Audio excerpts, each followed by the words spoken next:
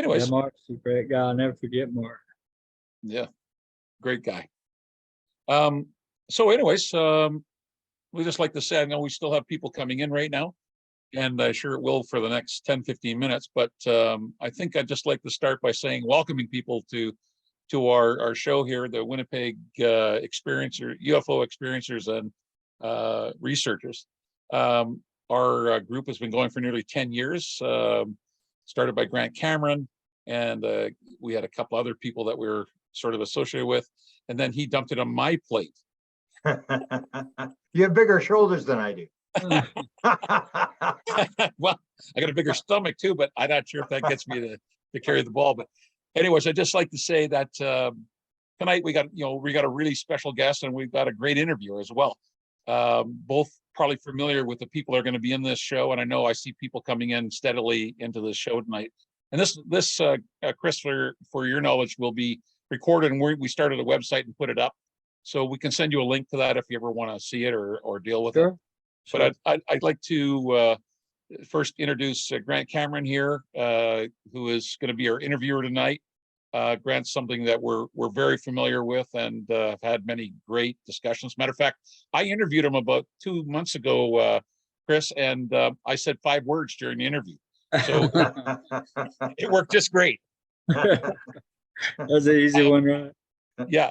And Chris Bledsoe is someone Grant and I met, boy, oh boy, I don't know how long ago that was, 7 years or more ago, I guess. 2013, 10 years ago. Yeah. 2013, 10 years ago. Wow, that's how time goes along here. So it's anyways, I just welcome Chris Bledsoe to our show, and I know there's many people that were excited to hear that you were going to come in and join us. So many unique experiences that we've talked about, and I know Grant has shared a lot of the stuff he's had when he was at your place, that sort of thing, but I'm sure we'll touch on all of it. So just to move on, just to drop this to Grant and let him take over. Thanks, Grant, for coming and doing this.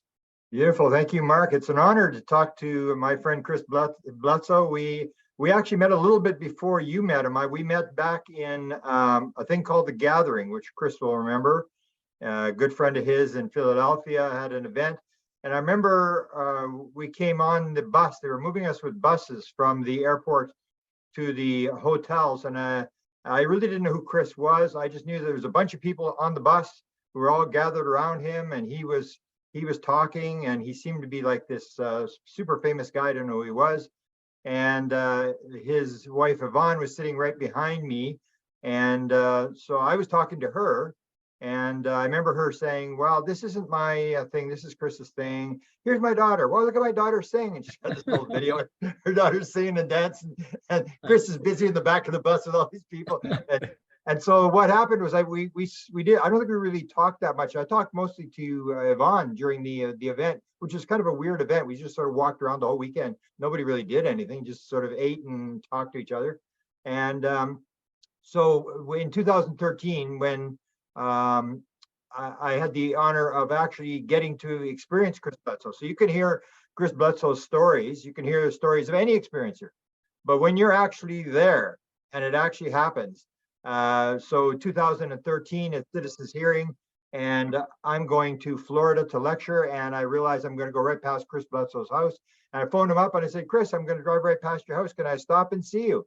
And he says, "Well, absolutely, sure." And Chris has the most hospitable person in the world. He had times when he had people camping out, big campsites in his yard. He tried to be as helpful to everybody to acquaint them with the story. So I came by, he took me around, he showed me where this big event that he's going to talk about happened in 2007.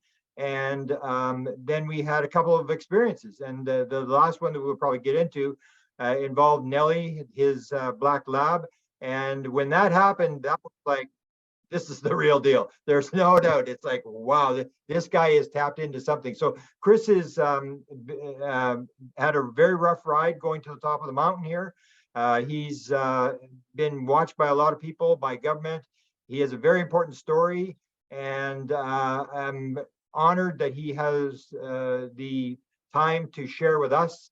And I would tell everybody for the first little while, I'll also ask questions, but get your questions ready, say an hour or two, where you can ask them what you want. You may have heard some stories and wanted to clarify things. And I think it'll be well worth your time. This is, I think, what you're talking, maybe to start talking about your book, UFO of God. It's one of the biggest spiritual books that's been written, big time bestseller. And it was this story that it started at the beginning. I don't think you were really too happy about the story when it first started. You were sort of praying to God to get you out of this thing, and it's turned into a completely different story. So start there about the book, and then maybe get into when it all starts back in 2007. Well, I just published the book 5 months ago. I actually wrote it in from August the 28th of 2022 and was published by February 19th of 2023. So I did it in 6 months. But I actually had some legwork that was put into it. Well, let's just say Easter of 2022 that year, I walked outside, and my friend David, he's my manager now, David Broadwell. He worked with the federal government.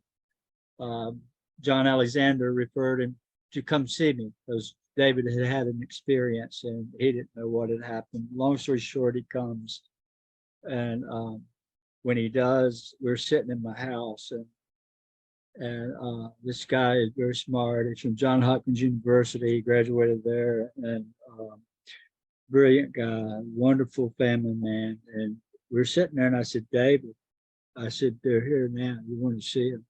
And he opened the front door.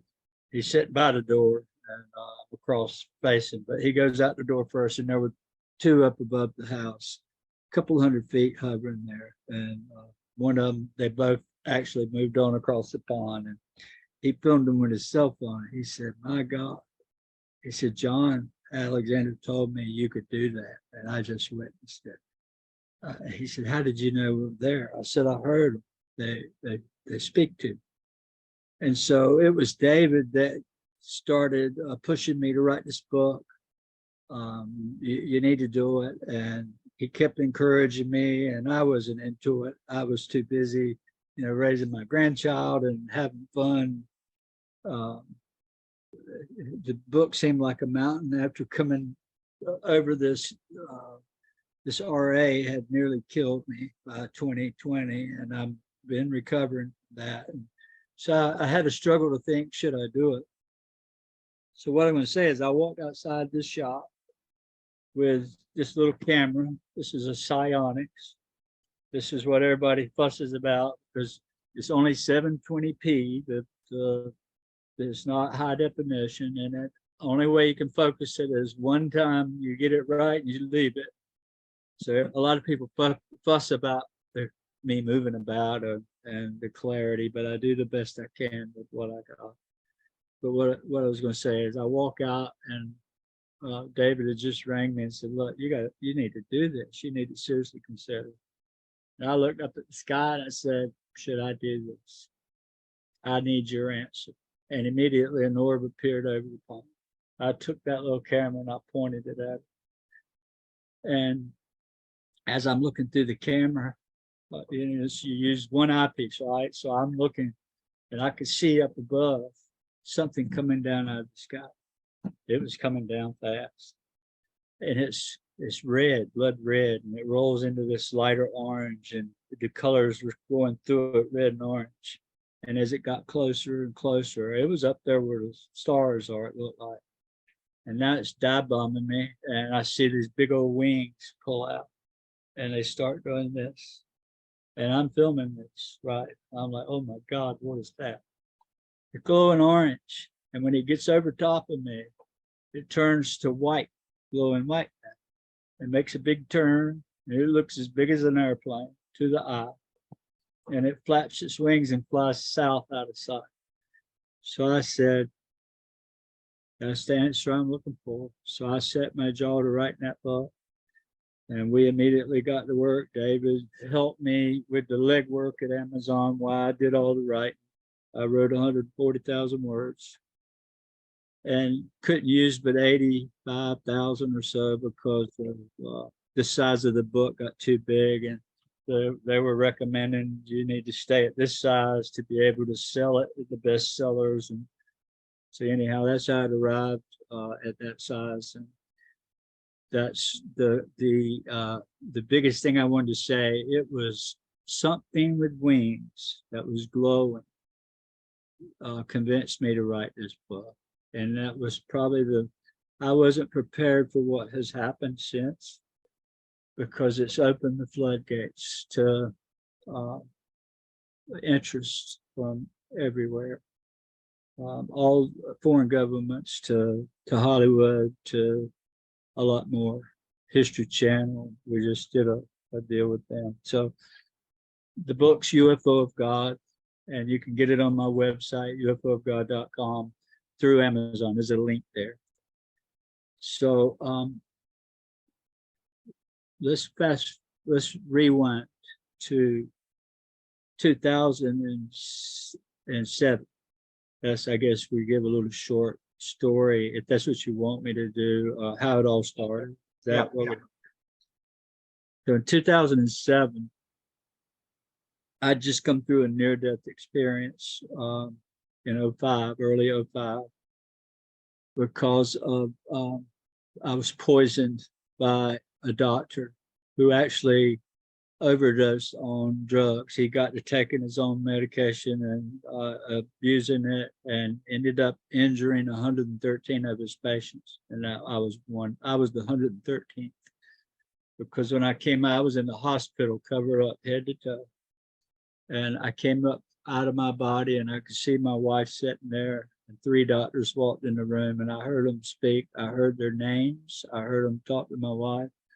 I knew who they were. And I'm looking from the ceiling down on them. And then I came back in my body and sat up, and don't remember much after that. But that my Crohn's was still in a bad way. I just came through that. So I was at the lowest point of my life, ready to give up. And a year later, my father we had moved next door to him. I'm broke. I had no money. I couldn't afford to buy lunch for my children. And I just moved out of $1 million home with a pool in the back.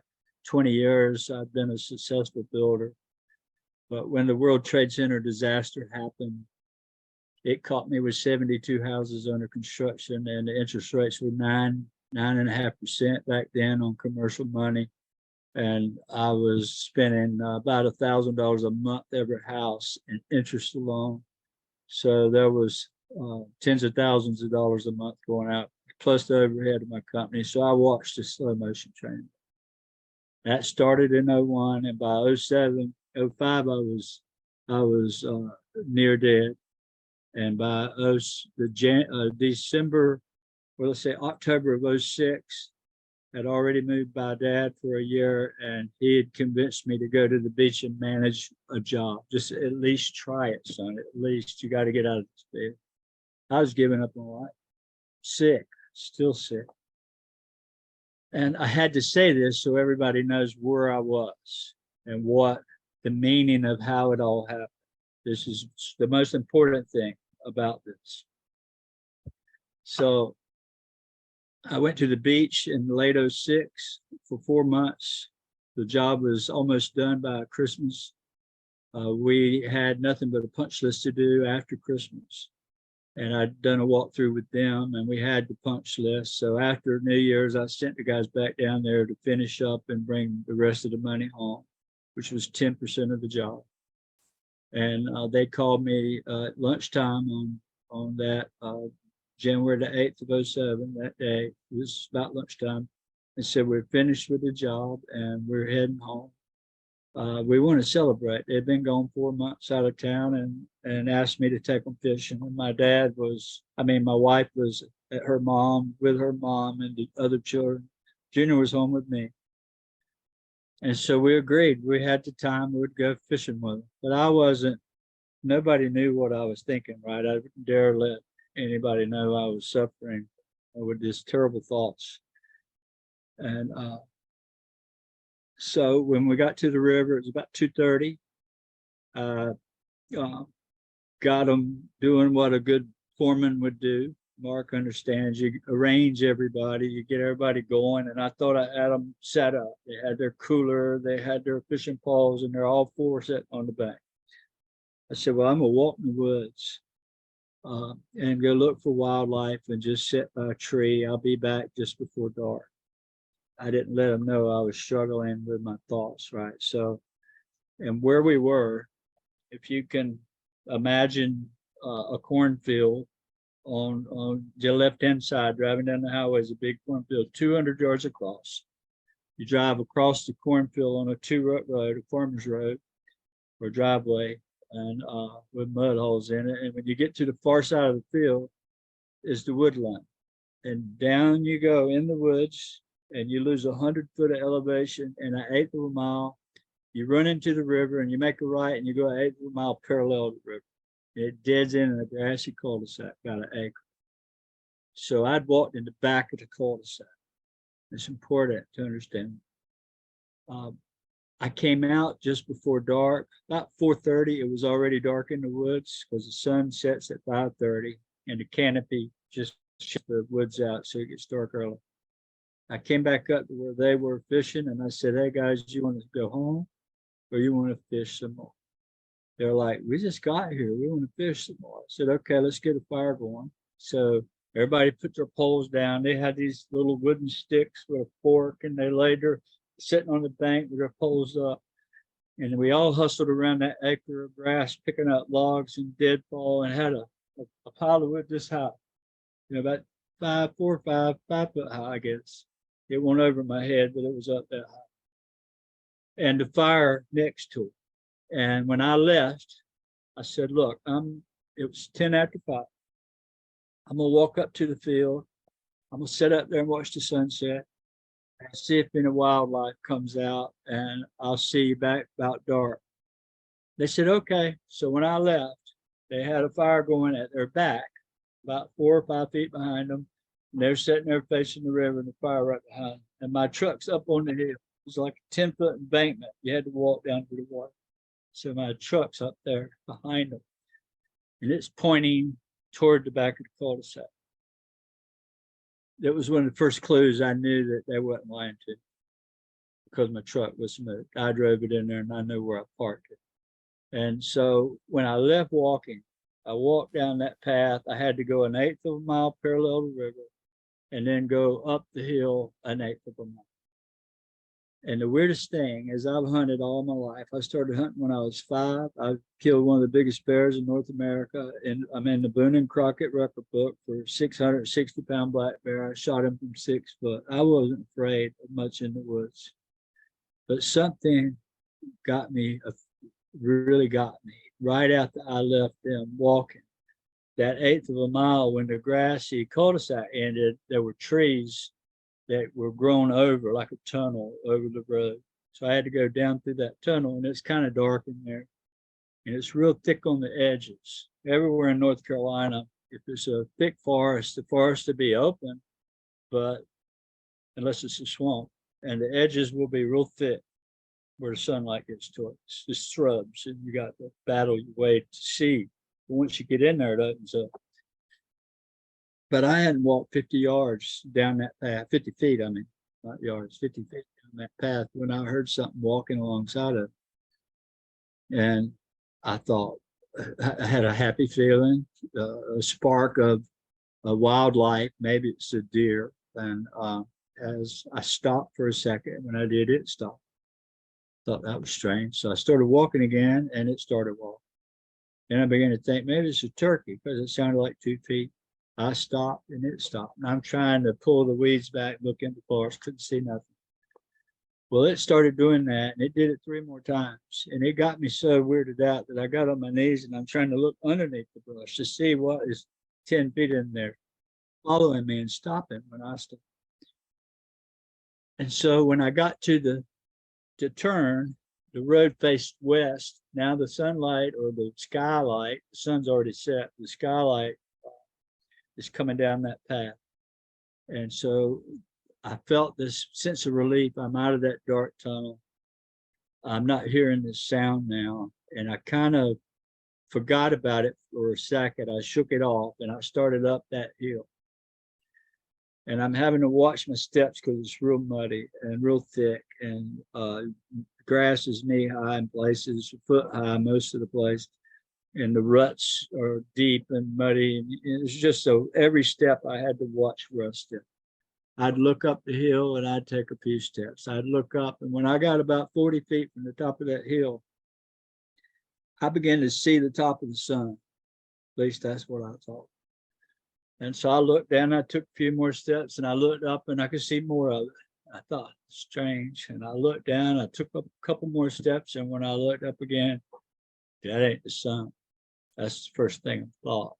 And so I kind of ducked down and I come up a few more steps, and now my peripheral view is widening out, and I see two of these. And they're on the far side of the field, about 100 yards past the road. And there were only 150 feet at most in the air. And there were two, what I described as the setting sun. I described that 16, almost 17 years ago. And the funny thing is, you know, the Fatima kids, they describe, and the people, the report was the setting sun. It looked like the setting sun came down out and dried them out, right? That was one clue that got the attention of the church, the Vatican. Just one, and there was a lot more. So fear set in to where my whole body started becoming tingling and shivers, and I'm afraid, right? And I ducked down because I still got hill in front of me. The gate's up there. I'm not to the level spot yet, but I could use the hill to hide. I thought I was high. So I stood up or enough that I could peep up, and there they were. And what I'm not telling is I was at the bottom of my barrel. And the whole time I was there, when I left at 3:30, into the forest, come out at 4:30, and my way up there, and a week, 2 weeks before, I've been praying every day, Lord, help me. I don't like the pain. I don't like it where I'm at. I'm sick. I'm basically an invalid at that point and unable to work, unable to function. I'm in the bed. I'm in the bathroom 20 times a day, 25 times. I'd count it. And sick, really sick. So I was thinking the unthinkable, I had to admit, because it was part of this story. I was desperate, and I'm crying out to whoever's up there, I need help. And I didn't know they were going to come in the form of these great big fireballs the size of 50 foot across, or a UFO. And that's why my book says UFO of God, because I was praying to God and UFOs came. That's important to understand. And so I got to where I couldn't take any more of it. I was so afraid. I'm a commercial rated pilot. I knew what I was looking at wasn't from this planet. I'm very familiar with aircraft identification. I live near Fort Bragg. I've seen about everything they got. And I knew this wasn't anything from this world, because there were 40 to 50 foot balls of fire, and they were swirling constantly, and flames just shooting off and evaporating as they went out. The color of the sun, when you can look at it and it doesn't hurt your eyes, tangerine, blood red, orange. So I decided, I started thinking about Chris Jr. He's back down there with them guys fishing. Man, they're not going to believe this. And I started to get worried about him and about my safety. And I decided to run. I made the direct decision, I'm going to run. And when I did that, when I just started to make the motion, I started standing up, which exposed me to them. And I turned my body down the hill, and I had to look back one more time. So when I turned back to look, that's when everything changed. And that's when the shock of my life happened. I mean, you can see a UFO or an orb, that's one thing. See something fly by, a light in the sky, it'll wake you up and change you to realize that we're not alone. But when that thing reacts to you and says, I see you and you're not going to get away, oh my God, I can't tell you what it did to me when I turned to run and I looked back. A third one up here above me appeared and shot down in front of me so fast that I just panicked. It shut me down. It scared me so bad. I knew that they knew I was there. I knew that I was, something was going to happen. I just knew it. And that was the whole thing that forever, and this was daytime. This is not night. This is not a dream. This is not through a regression. This happened in the broad daylight. And there were 4 other witnesses to it after I got back. They even saw the same craft. So the next thing I remember is I'm panicking. I got to get down there to see my son. I got to see these guys. And I see the fire, the last 50 feet. I don't know how I got down that whole trail back to me. I don't remember it. I remember the last 50 feet. And when I got up to the fire, I could see there wasn't no more wood left. The fire was only, just a little small fire. And 3 men standing there looking down at it. And I didn't even notice Chris wasn't there yet. And so I trotted on up to them. And I'm like, hey, and they saw me coming out of the dark because I didn't have a flashlight. I could see them by the fire, but they couldn't see me. And when I got within viewing distance of them, I said, hey, guys, kind of startled them. I said, you won't never believe what I just saw. I wanted to tell them about UFO. And they're like, where in the, and I'm not going to use the words they use, have you been? We have been looking you all night. And I'm like, you're freaking kidding. I just up at the field. And I began to argue with them. No, you've been gone all night. Look at your truck. My truck was completely turned around and moved. It wasn't even in the same place. And they began to tell me that one guy stayed at the fire while 2 got in my truck. And Chris Jr. had walked back in the cul-de-sac the way I went earlier that day looking for him. And they lost him. I said, well, how long has he been gone? 2 hours. I said, oh my God. This shock that happened to me on the hill, I didn't know what had happened, but it was still in my mind fresh. It just happened. I didn't know 4 hours was gone. I didn't know that for a long time. I had to be proven that. But so I take off running and looking for Chris Jr. And when I got to the back of the cul-de-sac, I'd shout for him, and the woods are thick, real thick, like shrubs, like you'd have in front of your house, that type shrub. But they're overgrown and 6-7 foot high. So I went to parting the shrubs, trying to get my way in the forest, shouting for him, panic. And I heard him moving on the ground. And he stood up, grabbing onto me. And he's in shock. And he's not happy one bit. And he's in real shock. He's actually shivering. His eyes are big. He's, oh my God, Dad, why'd you leave me? I said, I didn't leave you, son. I just was up at the field. No, Daddy, you've been going all night. That's what he was telling me. I'm like, no, I won't, son. I was just up at the field. I haven't been gone 20 minutes. I'm telling you, Dad, you've been gone all night. These creatures, they had me. I couldn't move. I've been paralyzed. And he's telling me this. I'm starting to freak out. Oh, my Lord. What do I do? I couldn't. I was shell shocked. I don't know what they did for 4 hours. And my whole time was only 20 minutes. Right? They saw 3 UFOs, and I'm hearing the struggle they all had. So I grabbed him by the arm and I lead him to the truck. And he's like, I want to go home. I want to go home, Dad. I want to please take me home. I said, well, let's go over to these guys and we'll get them loaded up. So we walk over to the fire. And remember, they couldn't see us coming because we didn't have a flashlight. You could see them, but they couldn't see us. So we just made our way to them. And they could hear us talking. They could hear Junior how upset he was. And one of the guys there actually saw an orb, a red orb, cross the path, and it freaked him out. And he didn't want to talk about it much. And Junior kept asking him during the time I was gone, before he got lost, did you see that? Did you see it? So they knew something was there. What had happened with Junior, and it ties into what scared me walking along that path. As I was walking that path on the way out, I'm hearing something tracking me. When Junior went to the back of the cul-de-sac, remember the road is 1/8 of a mile down, parallels the river an eighth of a mile, and then you got a big acre cul-de-sac, which is 75 yards across. So you got an eighth of a mile and 75 yards. So he could see all the way down that path from where he was standing. And he saw an orb come out of the woods, two of them, two red balls of light, cross the path. So he runs over to the fire. He has to go towards them to get to the fire because it's up ahead on the right. He tells them about the orbs, and they're like, come on, Jim, don't mess with us. There ain't nothing out there. So he's looking down. He runs back, and then he comes back to them. And that's what got them to look at me, because the junior's pressing them to go look for him.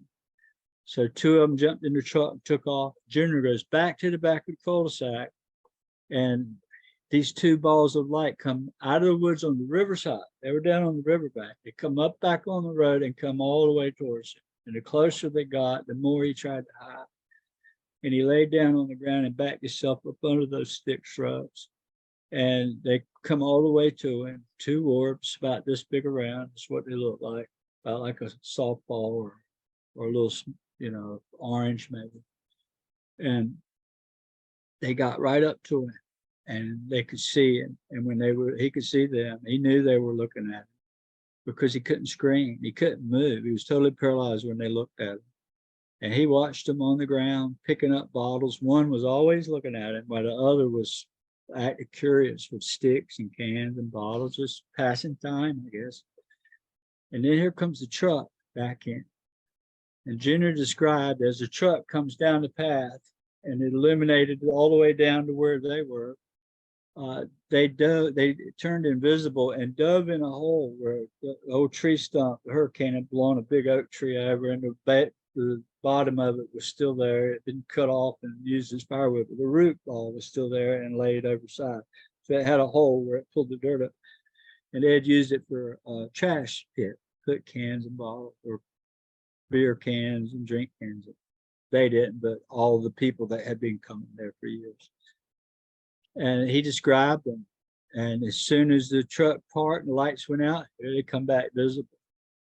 And it was when I came down there, they were still there when I got there. I didn't see them, but that's when they left. And when he heard me calling out for them. When we got back to the fire, one of the guys, it went 3 or 4 minutes after we got back talking about this. Everybody's freaked real bad. We were arguing about where I'd been.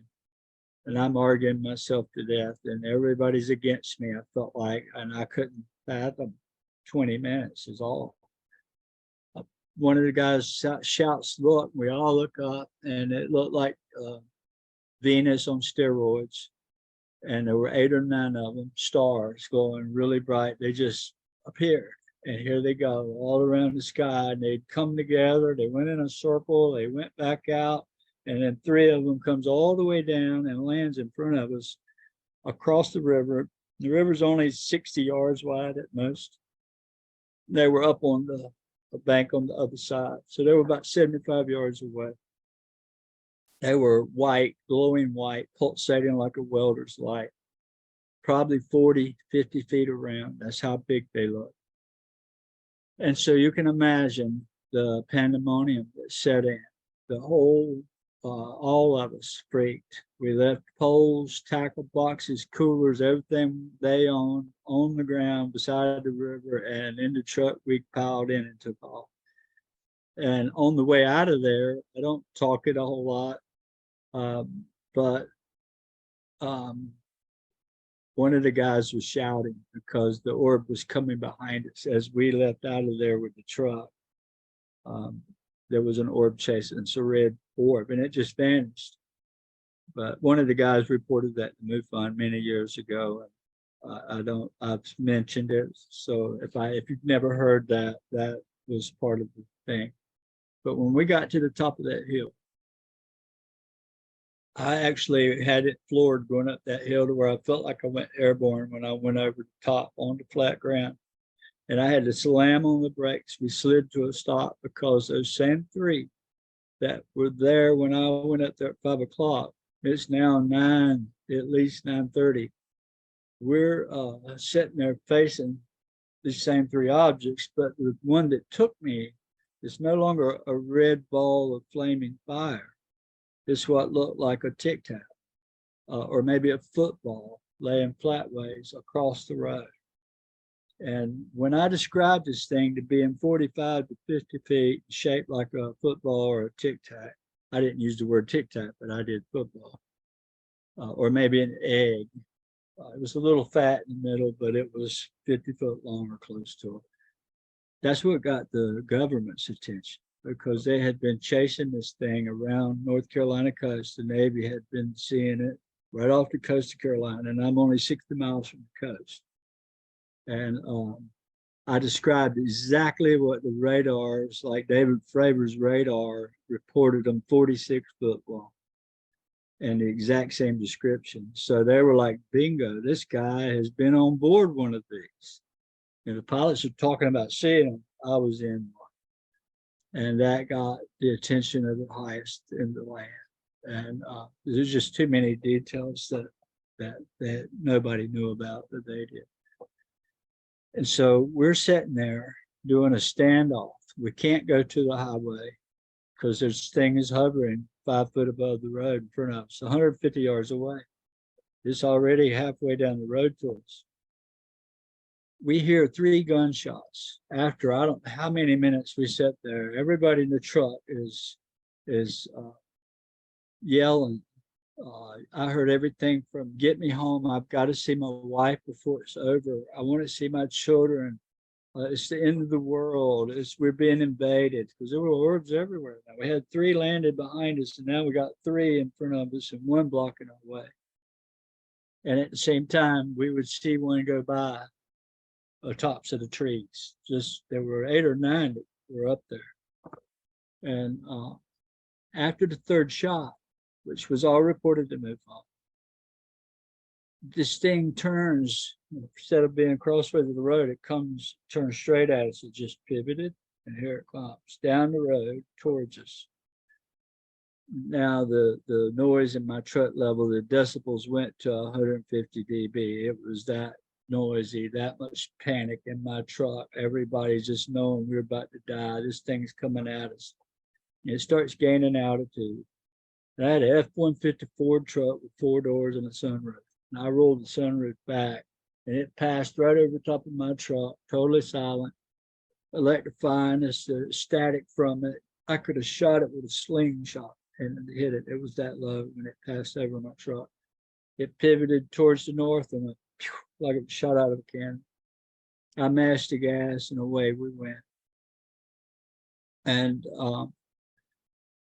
there's a lot of detail in the book that I don't want to get into, but it involves my first wife. That was something that I'd suffered with for 20 plus years. She died in my arms. I'd never had gotten over it because I felt guilty. I felt like it was my fault. And I found her. She had wrecked her car, and I had no clue it was her. I didn't know who it was. I was driving by and saw a car laying beside the road. The wheels were still turning and the engine still running. It laying on its side. And when I got out of the car, I ran up to the front. It was in the front yard of somebody's house. Dead man's curve, and she rolled through the curve up into a person's yard. So I was seeing the bottom side of the car. This is 9 o'clock at night when I was 20 years old. Many years ago, 1982. Been married 11 months and 28 days that night. And when I walked up to the house, they stuck their head out. They heard it. I said, "Did you see who's driving that car? I better call the ambulance." And I started back to the street, and that's where I found her. She was laying in the shade of a pump house, and she was mangled up. It was a traumatic thing. And but the reason I wanted to tell this is because it's important. If you want to figure out what it is we're dealing with, everything that I tell you here is important to my story, and it's all in the book. But when we left in the river in a panic, tearing out of there, we had to go right by that same spot. It was only a mile up the road. It was only a quarter mile past that's where I got shot. I was shot point blank in the back at 10 years old, nearly died. I went through a near death. but there was one of these big giant orbs that was now black. It was almost like there were lights in the middle of it, but the rest of it was black. I don't know what it was, but whatever it was big and it was black and it was hovering right over the spot. And as we drove by, I stopped. I tried to stop. We were running fast as they were pushing me to go 100, and I would only go, 60 down that road. And I hit the brakes, jammed on the brakes, and they started wailing at me. You can't stop. I wasn't afraid anymore. Once they brought me back, I had lost all fear. I could not understand why they were so upset. It wasn't computing. My mind was elsewhere. And so anyhow, we slowed down to about 10, 15 miles an hour. And we all look at it as we drive under it.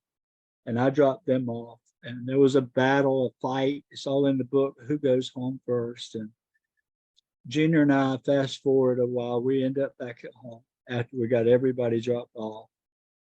He's panicked. He's running through the house and locking every door, turning every light on, even in the bathroom. No windows in the bath. He turned the light on and locked the door. He had the whole house, all the lights on and all the doors locked, and even the floodlights outside. I'm in my study, which you remember very well, Grant, and listening to the TV, trying to find anybody. I just knew it was all over the news. And it was crickets. I couldn't find anything. Didn't really have TV, so I'm turning into the internet, everything I can find. Junior comes in the room, and my attention goes to him to try to settle him down after what he'd gone through. He was in a bad way, shock. I was worried about him. And about that time, I thought it was a helicopter that flew over, because Fort Bragg's not far, and it was coming from the direction of Bragg, and it was going in the direction of the river where we just come. And I envisioned a Black Hawk or Apache. There's hundreds of them here, just flew right over. But suddenly, my dad, living next door, had always raised dogs. He had 15 hunting dogs then, hounds. He has enclosed kennels with lights and under roof over it and all. He's always raised dogs. And before I was born, he had 100 at the time, always 15 to 30. So that night there were 15 of the loudest hounds you'd ever heard. They all very loud. Hounds, you can hear them a mile away running a deer. You can listen and hear them. They just got a long carrying voice. So imagine 15 of them, 100 yards behind my house in the woods. And every one of them is afraid. They're saying something that didn't sound normal. It sounded like, I'm afraid. Whatever I see there, I don't like, and I'm afraid of it. And so it freaked Junior out again. And I run to the back door and look out the glass door, and there's Rosie, my red Chesapeake Bay. She's sitting there on the steps, hair all bristled up, and she's pointing that way. Looks up at me, and I said, Junior, somebody must be breaking in Dad's shop, because he has a 40-foot garage out by the dog pen. So dogs can see the garage plain as day. And I just envisioned somebody had walked off the road and came in and was breaking in that shop. The dogs was afraid and warning. So I'm like, Junior, somebody's breaking in the shop. We've got to go see. We won't take a flashlight. We can use Rosie. She'll keep whatever's there off of us. Or, we'll hide. They ain't got to see us. I just want to see if we can scare them away or something. So against his protest, he was protesting big time. I convinced him to go with me. I opened the back door, and when I did, Rosie looks up at me, and I said, come on, Junior. And when I stepped out the door, she took off in the direction of the dog lot and stopped about 40 yards out maybe, turned around and looked back at us and to see if we were coming. And we were. We eased our way out. She ran on away from us out into the woods. And you had to go across the grass yard to get to a 2-rut path, a dirt road that went through the woods to the dog kennel. It's in the woods. But the front of it faces the garage, right? So they can only see out the front, really. And so when we got there, the closer we got, the louder the dogs got, the more exciting it got. And it was just so loud, and we were looking at them. And, you know, if you've ever been on a bear hunt where you got 6 or 8 hounds running a 600-pound bear, he don't climb a tree. He just walks. And the dogs are biting at him, and he's slapping at him. And he'll cut them open and cut their guts out. I've seen it happen. A big bear can do that real quick. And so the excitement from that, the hearing these dogs, the closer you get, it just, you can't imagine that you experience it. So we get up to that kennel.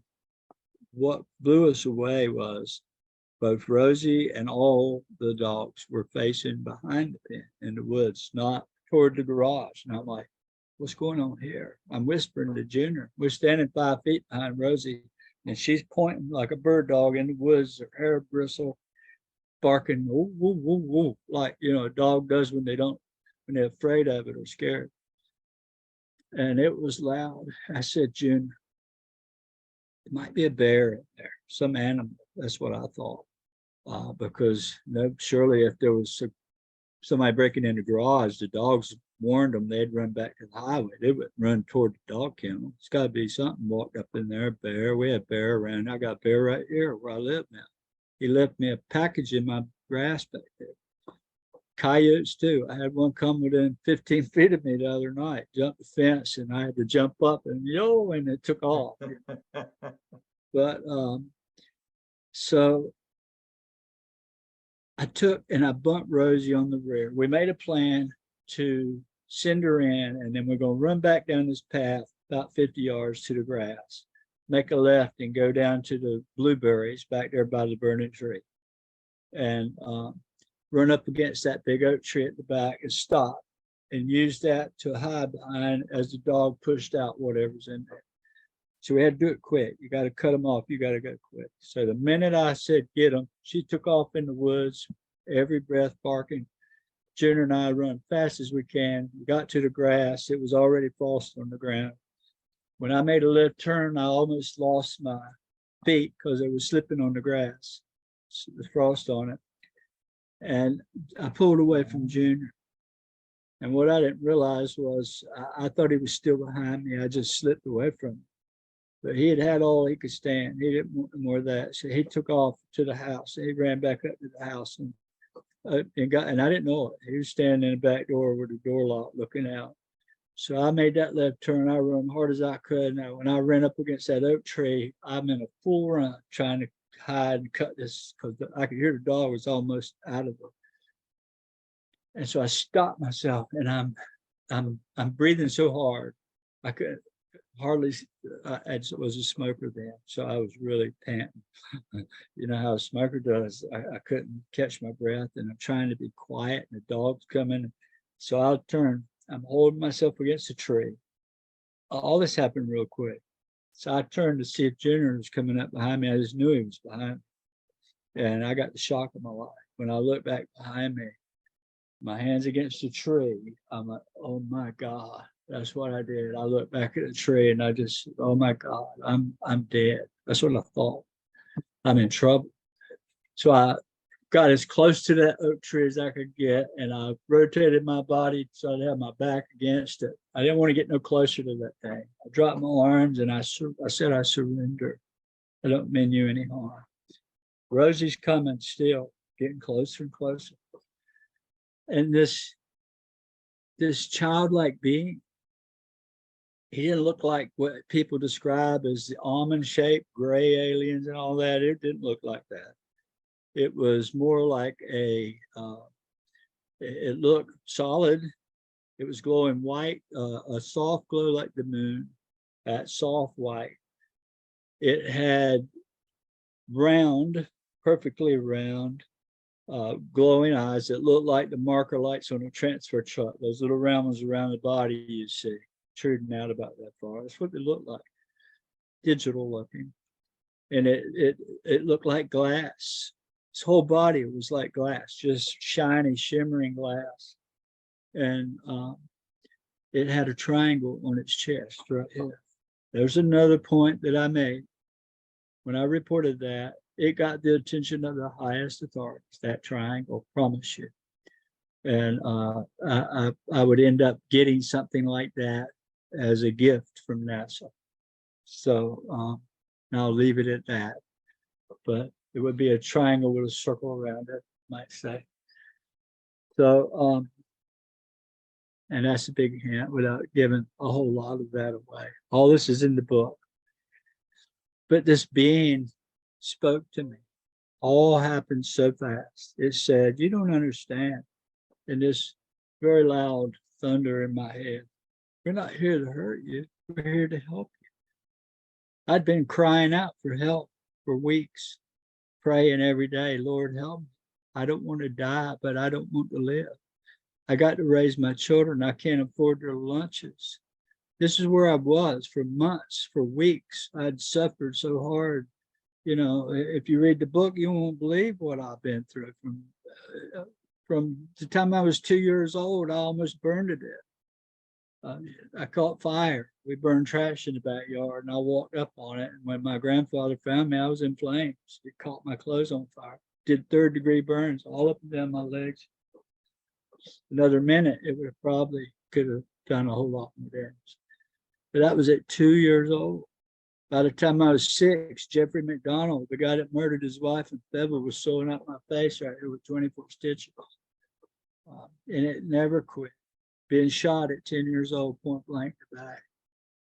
And I can keep right on going. And I broke my back when I was 19 years old, working on a condo 5 floors up. Scaffold collapsed, so threw me down. So, yeah, it hadn't been easy. But that night, I took off. Rosie comes on out of the woods. This thing disappears. It all happened really quick. But she's coming. You know, she's not far in the woods, and she's coming.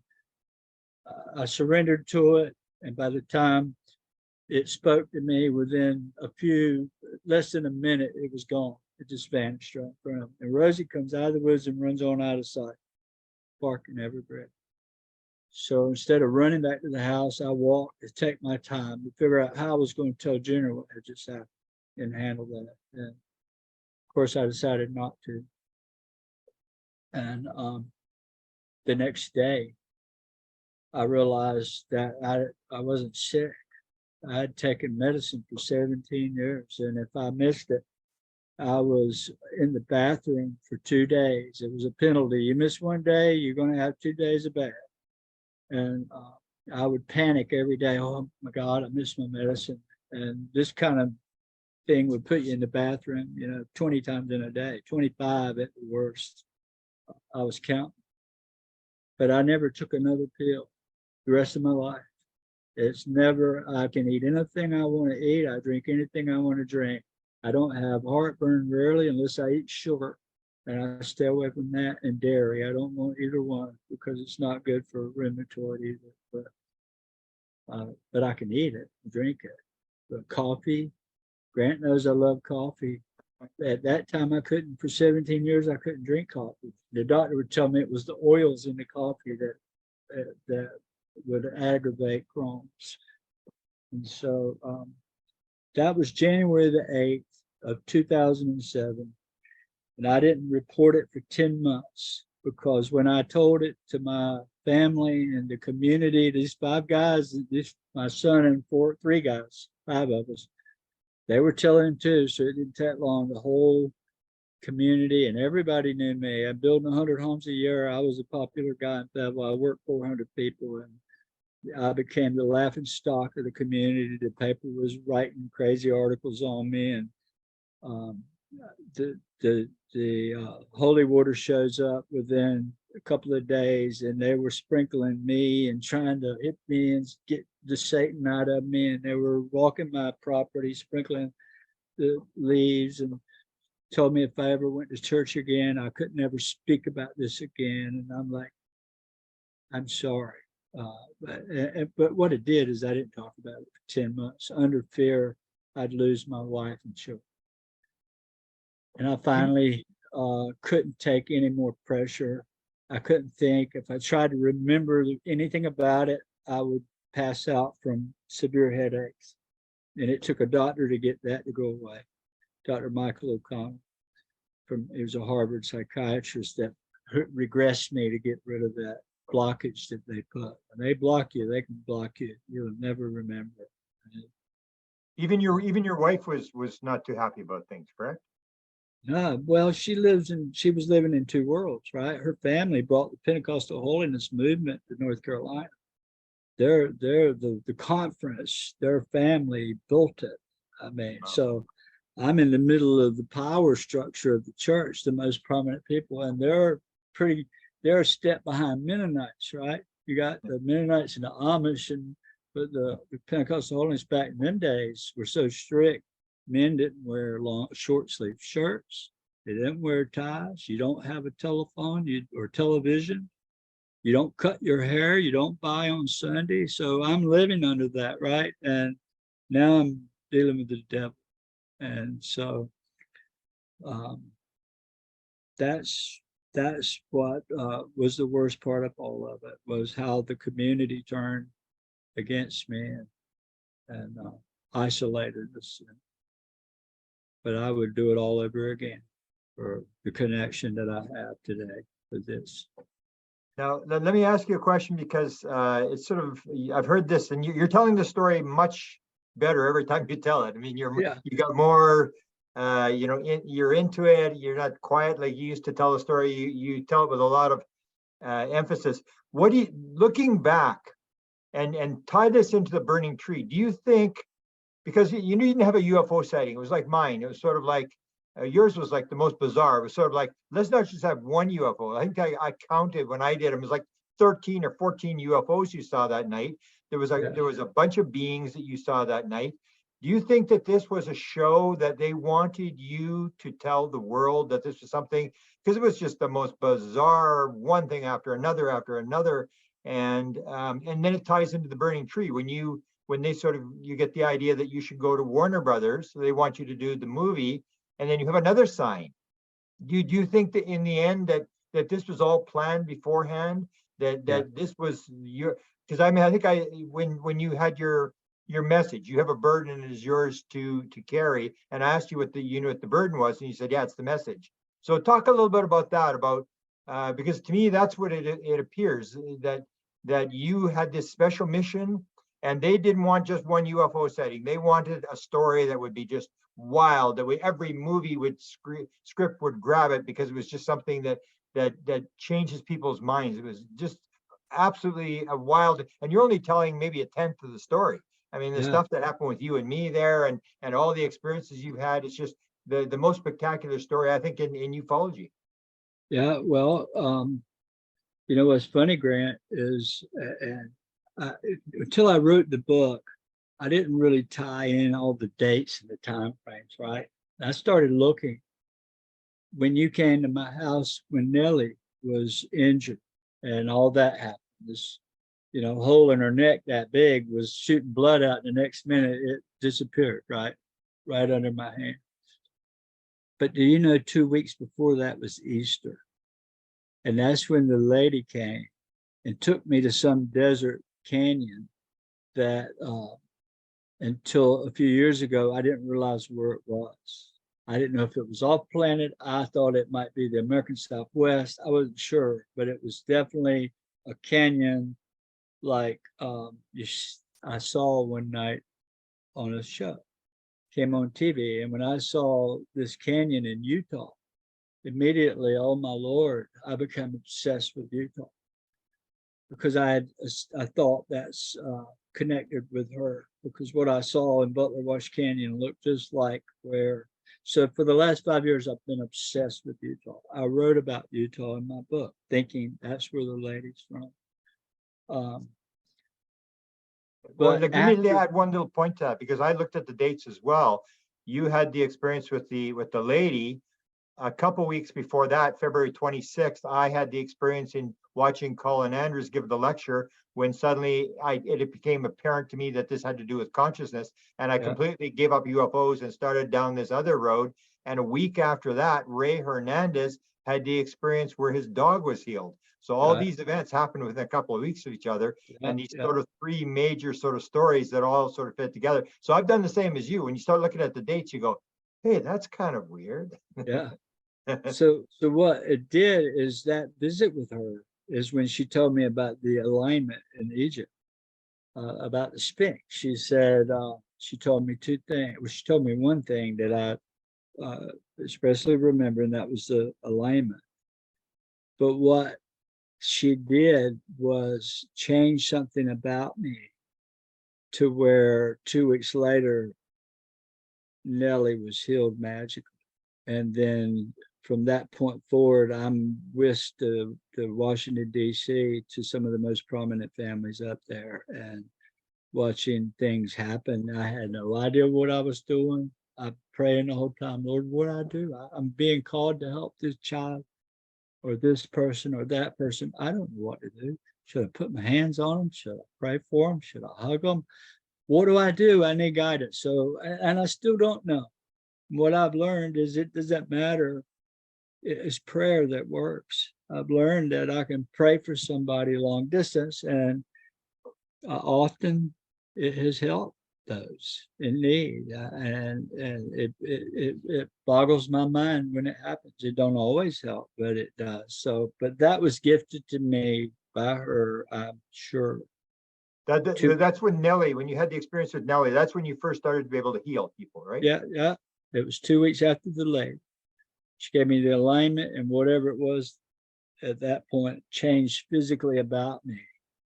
And without giving it away, if everybody listening will tune in to the History Channel, August the 1st, Beyond Skinwalker, they're featuring me and my three of my children on the show. Beautiful. They came here, and I can't tell you what we did. You'll see me wearing a helmet, and if they put on any bit of what we got here, it would do a lot of changing in people. I mean, it's going to be like, oh my God. Yeah. So stay But tuned. it's not as good as being there. Tell the story. You and I were in Maine. You healed the woman. Tell that story about the woman, the two twins. So that's what I say to people. Like, it's one thing to hear Chris Bledsoe's story. It's another one to be in the room when he's doing it. So tell the story about the woman getting healed. It surprised me too, right? Especially when she stood up and in front of everybody. But I was told by my friend from NASA, which you know who I'm talking about, many years ago, and it's in the book. He said, Chris, if you do anything, I would suggest that you never go to UFO meetings. You never listen to anybody else's story. We'd like to study this with you, and we want it as pure and clean without any outside input. So you figure out your own journey and don't listen to what others say, because people tend to hear something and all of a sudden they're convinced that's what happened to them. That's the same entities when they don't know, really. It's hard to know. So when the meeting started that morning, and rather than, and we all had plans to go across the street for lunch, right? But I slipped out of the room. Rather than hearing the speakers, I'm doing what I was told. And I was on the phone with the guy that morning. He'd called me from Cape Canaveral, Florida, and said, don't go in there. So I went outside, and I'm sitting under the vestibule out front of the hotel on a bench, waiting for y'all to come out for lunch, just passing the whole morning. I listen to you talk because, we're friends. I've heard your story, and Travis Walton, I like to listen to, but everybody else I try to stay away from. So I'm sitting there, and I look over on another bench, cement benches. There's this little lady sitting there. She looks all sad and by herself. So I stood up and I walked over and I sat down beside her, started a conversation. And she said, she looked at me, and I figured out real quick she couldn't hear. She couldn't hear the thing I was saying. I'd have to shout for her to hear. And she said, I'm so sad. I want to hear Travis Walton so bad. I came here to hear him, but I can't hear anything. I cannot hear nothing. I don't even know why I come, but her sister brought her there, and I reckon it was her sister or best friend. She's like, she came and got me and was excited. Travis is here, and I just can't hear. So she was bummed out, sitting out there alone. I sat there with her 30, 45 minutes just talking. Didn't say anything other than just encouraging her. And I got to feeling sorry for her. And about the time y'all started to walk out of the thing to go across to Applebee's, I believe it was, when she stood up, I stood up and I was sitting there thinking hard, what am I going to do? I just want to put my hands on her ears. That's what I was thinking. I just got to touch her, but she might think I'm crazy or something, you know how I'm thinking. So when the people started coming out, so it wouldn't feel, odd to her. There was other people watching. I stood up and I put a hand on each side of her ears like that. And I kissed her right on the forehead. And I'd already meditated or prayed on what it was that I wanted. I didn't tell her a thing other than I just prayed for you. And so after lunch, you and I went to lunch and some others, we came back and it was Travis's turn to talk. So she's in the audience and I'm in the back, right at the back door. I wanted to hear Travis. And as soon as Travis got through talking, that lady stands up, throws her arms in the air and starts running through the audience. I can hear, I can hear, I can hear, and ran out the back door just doing this. And yeah, I've seen all kinds of things. You saw that. And Powerful, yeah. yeah, but I don't know what I'm doing. I don't. All I know is there's an intelligence around us that hears everything we say and that we think, and it will interact with you if you ask it to. And it's powerful. I would like to, a story I heard you tell just a little while ago that I didn't really know is when you were gone for 4 hours, you actually, it appeared to you like you were gone for 4 months. Can you talk a little bit about that? What you were being shown there? Yeah, and I've been gone more than one time. I've been taken at least 4 times that I know of. Once with Chase Klotsky and her husband. Oh, is that right?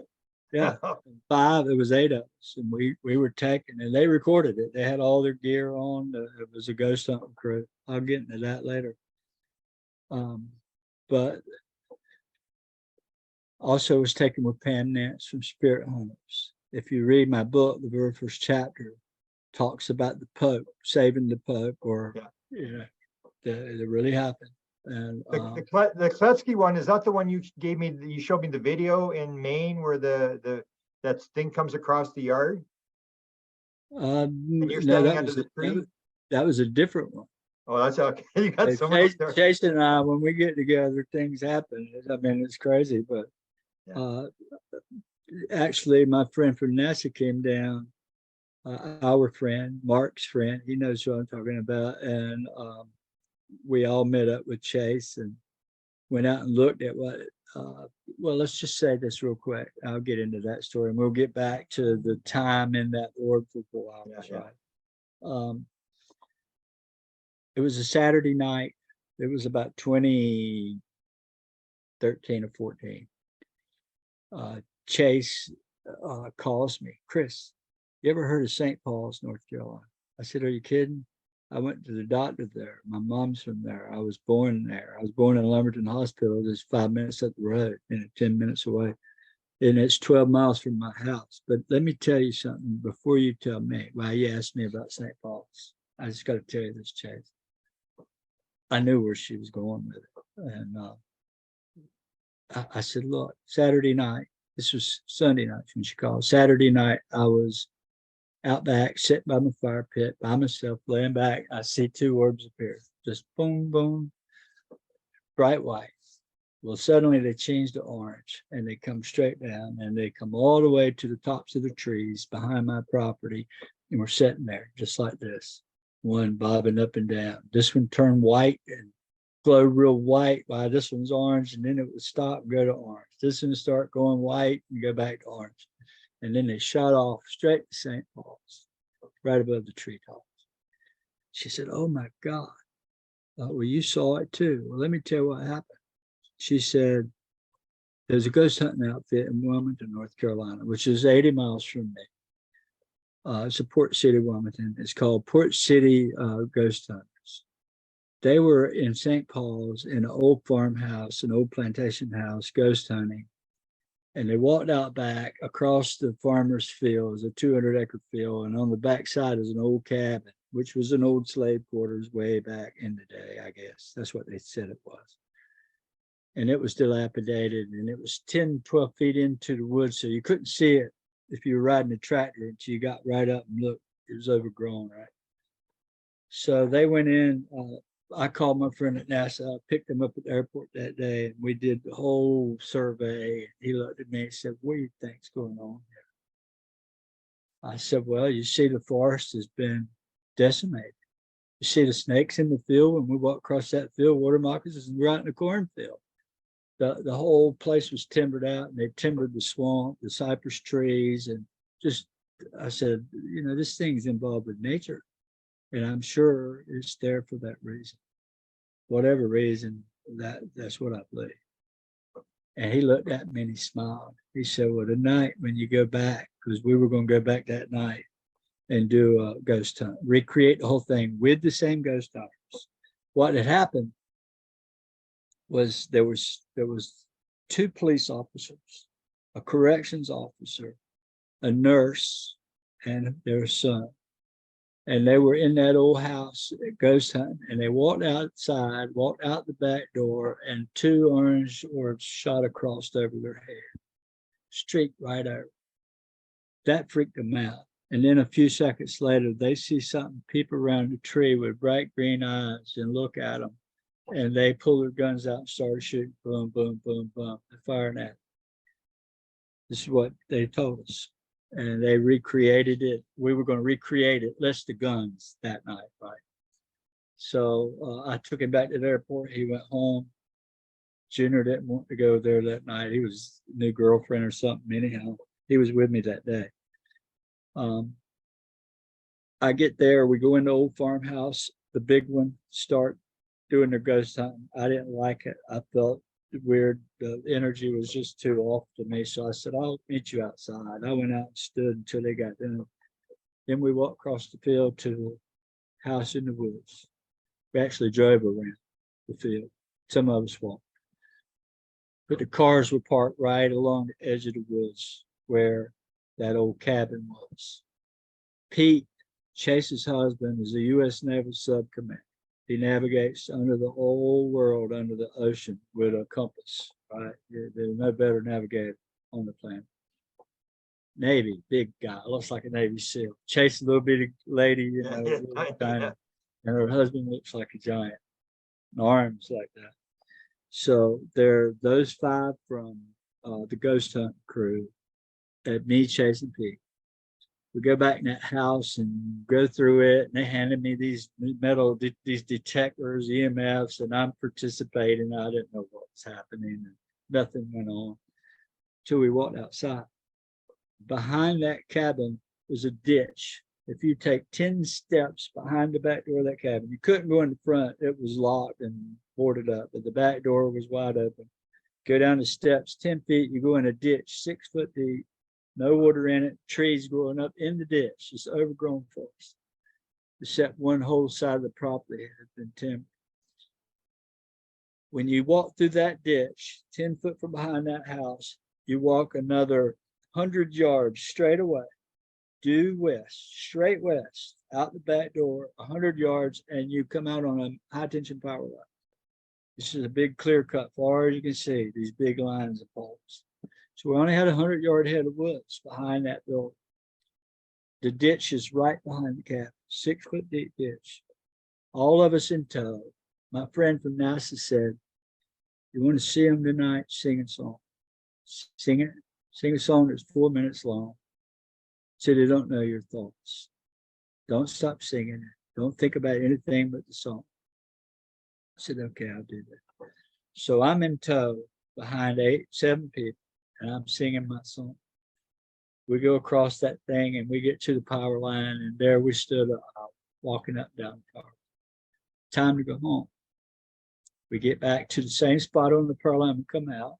Pete says, "Okay, everybody follow me. We're going to walk straight across to the cabin." So he's in the lead, got his $5 watch on. I'm in the rear. I'm singing my song again. We get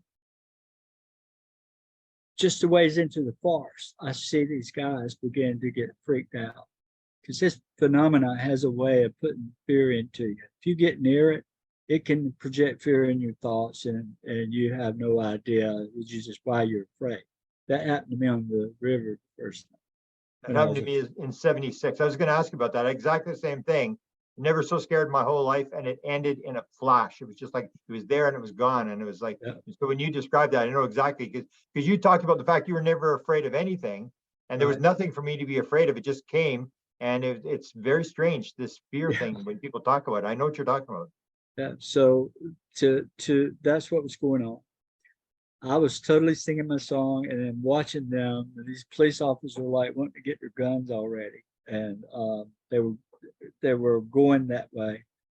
And I reached up and I tapped Chase on the shoulder while I'm singing because I saw one of these beings, green eyes glowing, look around the tree at us. And when I tapped her on the shoulder, I pointed. She went, God, she saw it with me. Well, we only walked another few yards and we come up on the ditch.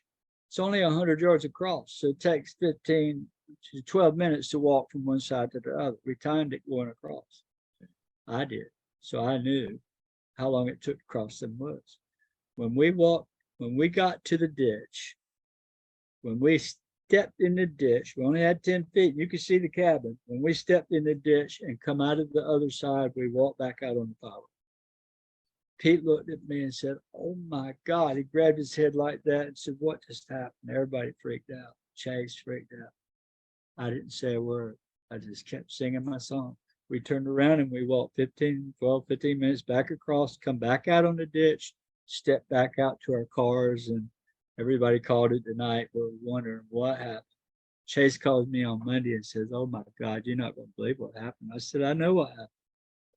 I said, we lost 15 minutes of time. That's how long it takes to cross that head of woods. You saw the being. I pointed him out, and I know we lost that time. She said, oh my God, it was exactly 12 minutes, and all their time clocks. They had helmet cams on. They had all their stuff, this ghost hunting crew, and all their stuff recorded it, the time. So, but I don't remember what happened during that loss of time. But now in 07, when I was taken for 4 hours, I couldn't think about it at all without having the worst headache for a year until Michael O'Connell did his thing. He came to regress me only for the blockage.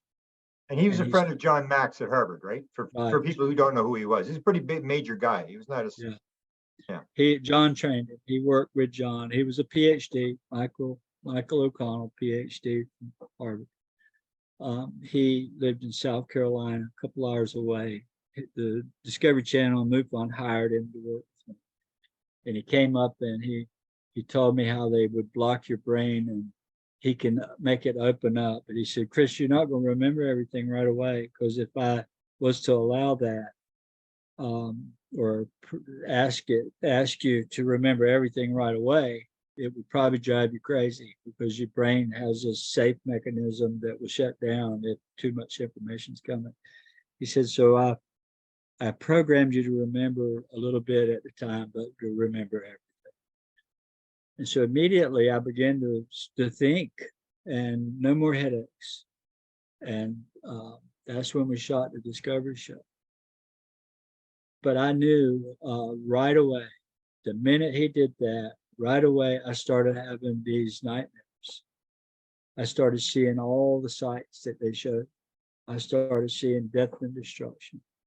I saw the end of the world. I saw all kinds of things that frightened me to death. And what it was, it seemed like I was gone for months. They took me from above. I saw everything from an elevated a platform, from an orb. I was in an orb. I could see the walls were clear. And it was like living over Egypt. We were over Egypt. They showed me the pyramids and everything, like Hathor's temple, all that. I saw it the first time. Didn't know why till the lady came. It started all fitting together. And but it seemed like months. I was up over Canada. for sure. I Wow. saw things flying in the sky, and I saw what I believed to be something on the ground, mutilating sheep in somewhere in Canada. I don't know what they were, but they were dark entities. And this was just from a memory that came from being gone for hours. You've talked a couple of times about the lady. Maybe tell the story about when you first met the lady, how and the importance of who she is. Well, 5 years later, and what had happened was, after I reported, I didn't report for a year. Then but the whole community had turned on me, isolated me into depression and into my study. I didn't want to talk. I felt like I would lose my family. I finally made the decision to report it. 1 year and 1 month later, February of 2008, MUFON was at my house. And within 30 days, they had me agreeing to do a documentary. They were going to vindicate the whole world, right? Instead, they made me out to look like a liar. And in front of the whole community, my children began to get ridiculed and criticized and made fun of at school. And they were at the tender age of my daughter 10 and my oldest 17. I had a 15-year-old son, 13, that were into girls. Suddenly, it drove them in a shell. It was hell on earth is what the people did to us, not the UFO. They were trying to help. It was the people, just critical. People are so evil at times, critical, that, just got to know everything when they don't know anything. Yeah. Right? But they're just critical. But when you're talking to a 14 or 13 or 15-year-old in school just starting to date girls, you don't do that. And that's what made me angry with these people that set me up and why I wrote about it. And they never expected it to come back. I promise you, they never expected me to be where I am today, right? So hell set in, pardon my language, for 5 years. I was seeing the things, the orbs, shadow people every night, just about every week. It would show up in the house. My family was seeing it, my wife, my children. And they were living in two worlds. They were having to live under the church rules and under family rules and trying to be this way. But when they get home, they were seeing this and experiencing it. So they were torn. So we all became closer and isolated. And I begged the phenomenon. You put it into my brain that I had a mission to do, and that's to tell the world. And I did, and look what's happened. Why did you do this to me? I'm saying this on Saturday night before Easter of 2012. Saturday night. I was done. I see it. It would never let me get a photograph. I could never share it with my family outside of my wife and children. If others came over, it would never appear, but it was always there for me to see for them. And I'm getting bashed, they're getting bashed. So I got mad and I quit. I went outside and I yelled to the sky. I said, I'm done. You came here to help me, but you put hell in my life and my children. Why? Why did you do this? Why? You won't let me take a picture if you just do that. A video or something, share with others so I wouldn't feel so isolated and made fool of. So I went in and went to bed after I did that. I really was serious. I went out that night, Saturday night, 9 o'clock, I went in and went to bed, angry because of my children and what was going on, coming home crying, my little girl, and the teachers picking on them, and students in the hallway, just ruining their lives. And at 3 in the morning, 3 a.m., because when I heard it, I looked straight at the clock. I sat up in the bed. I heard this voice that was as loud as anything I ever heard, especially when I'm asleep. It sounded like a howitzer, loud when it went off in my head. It said, arise, just like that. I sat up in my bed from laying flat, only in my underwear, so quick. And I was alone. My wife was sleeping in the front with Emily in her bed because the boys were having video games. It was Easter and they had friends over. And mom was like old general for that daughter. That those strange boys ain't gonna get near her, right? So she's sleeping in front of 5 bedrooms, and ours was at the back, and all theirs were in front. So I sat up in the bed, panicked. I heard that. Who was that? Who's in my room? And suddenly I began to see movement at the foot of my bed. And I felt this, like I wasn't in control at all. But I was made to get up. I did it. I fully dressed myself, a shirt, a coat, shoes, socks, pants, got up, and I walked out the back door following these shadowy figures that went around the curve. I went out the back. I walked to catch up with them. I felt like I was being pulled. You know, I wasn't afraid. It's more like under their control, you might say. They took me right out to the dog kennel, metal fence and all. And when we got right near the fence, one of them stops and turns around, a shadowy figure. They look like ghosts. I have pictures of them.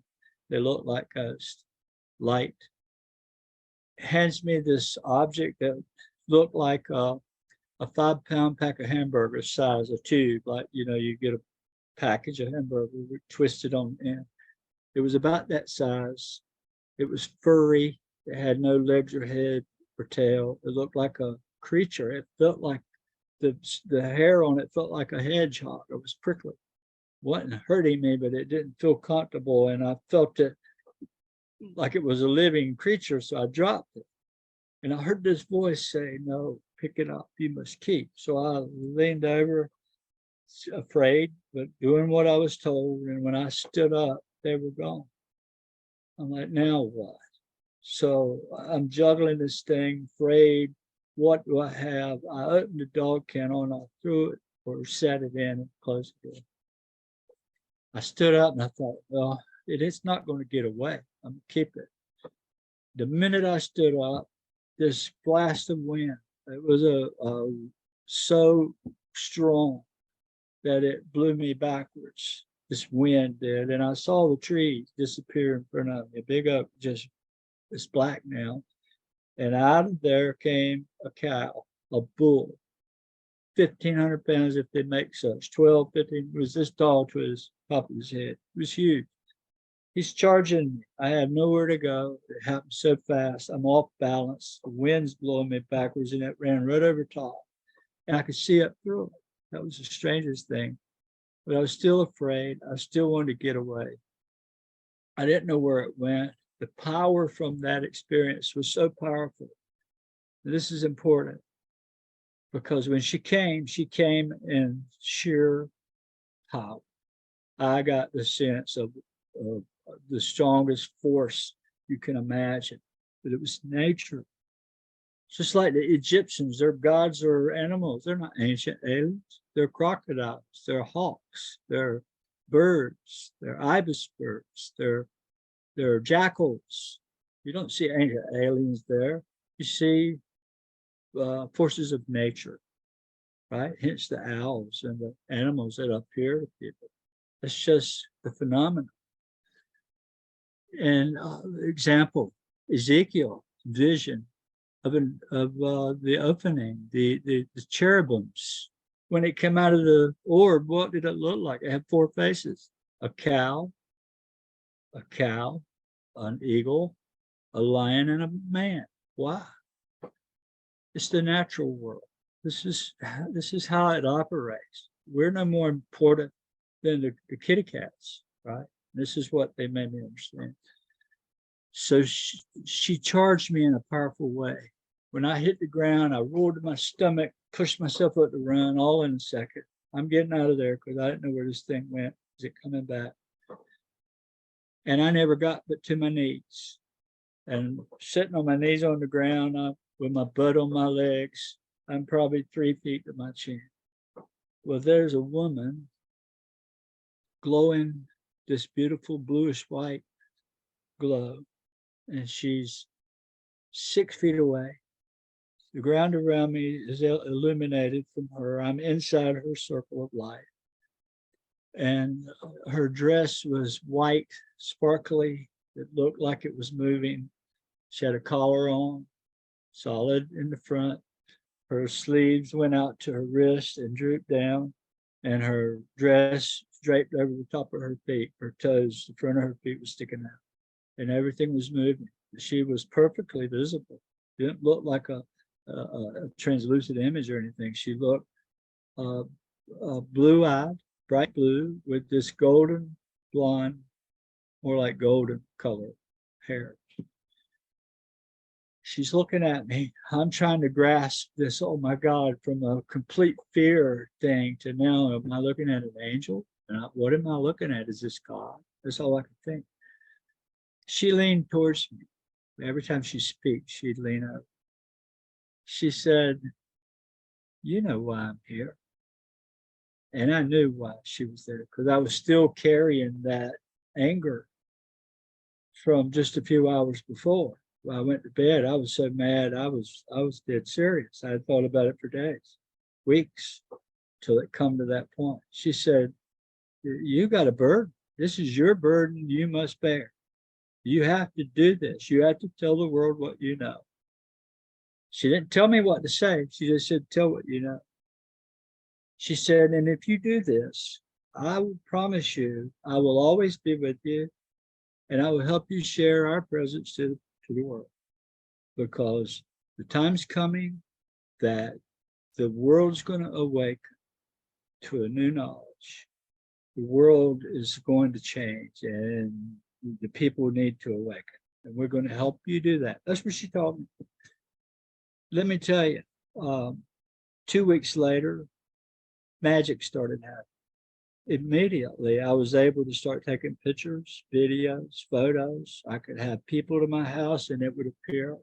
My mom and dad was really quickly indoctrinated with it. It would appear in the daylight outside. I threw my hands up and it appeared. In fact, it appeared over my dad when he had kidney cancer, and it mysteriously vanished.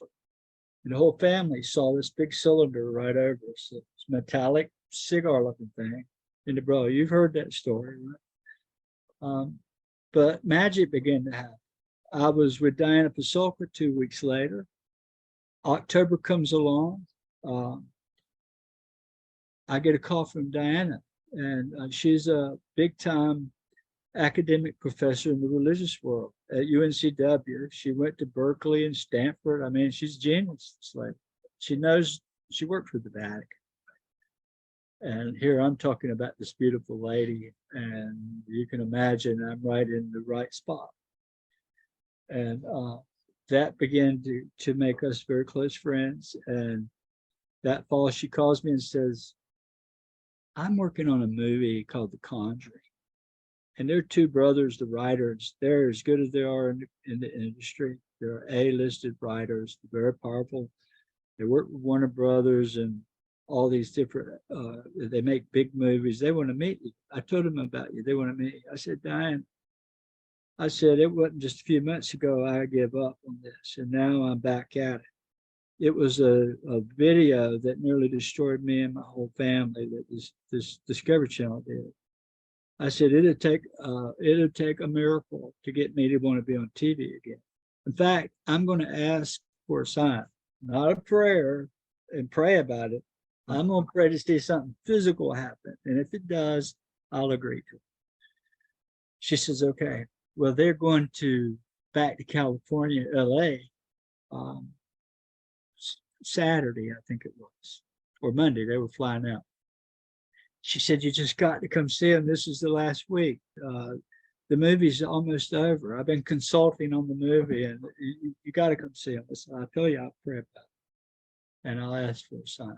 Well, Monday night, this was like Sunday afternoon, Monday night, nothing. Tuesday night, nothing. Wednesday night, nothing. Thursday night, I'm sitting there talking with my wife in my study, watching television. I was a smoker then. This is when I stopped smoking. It was the 13th of October of that year, 2012. I said, Yvonne, I'm gonna go out and smoke. So I paused the television. We were watching something together, and I walked outside and to the back patio. I lit up a cigarette, and it had been raining for 2 days. 2 inches of rain. The grass was wet. Everything was wet. It was like a London fog. It was a hazy, misty, foggy day. And out behind our house, our property was really deep, 600 feet deep, right? Behind the house was 400 feet of it. And I saw way back there beside this old catawba tree, northern catawba, beautiful big giant tree.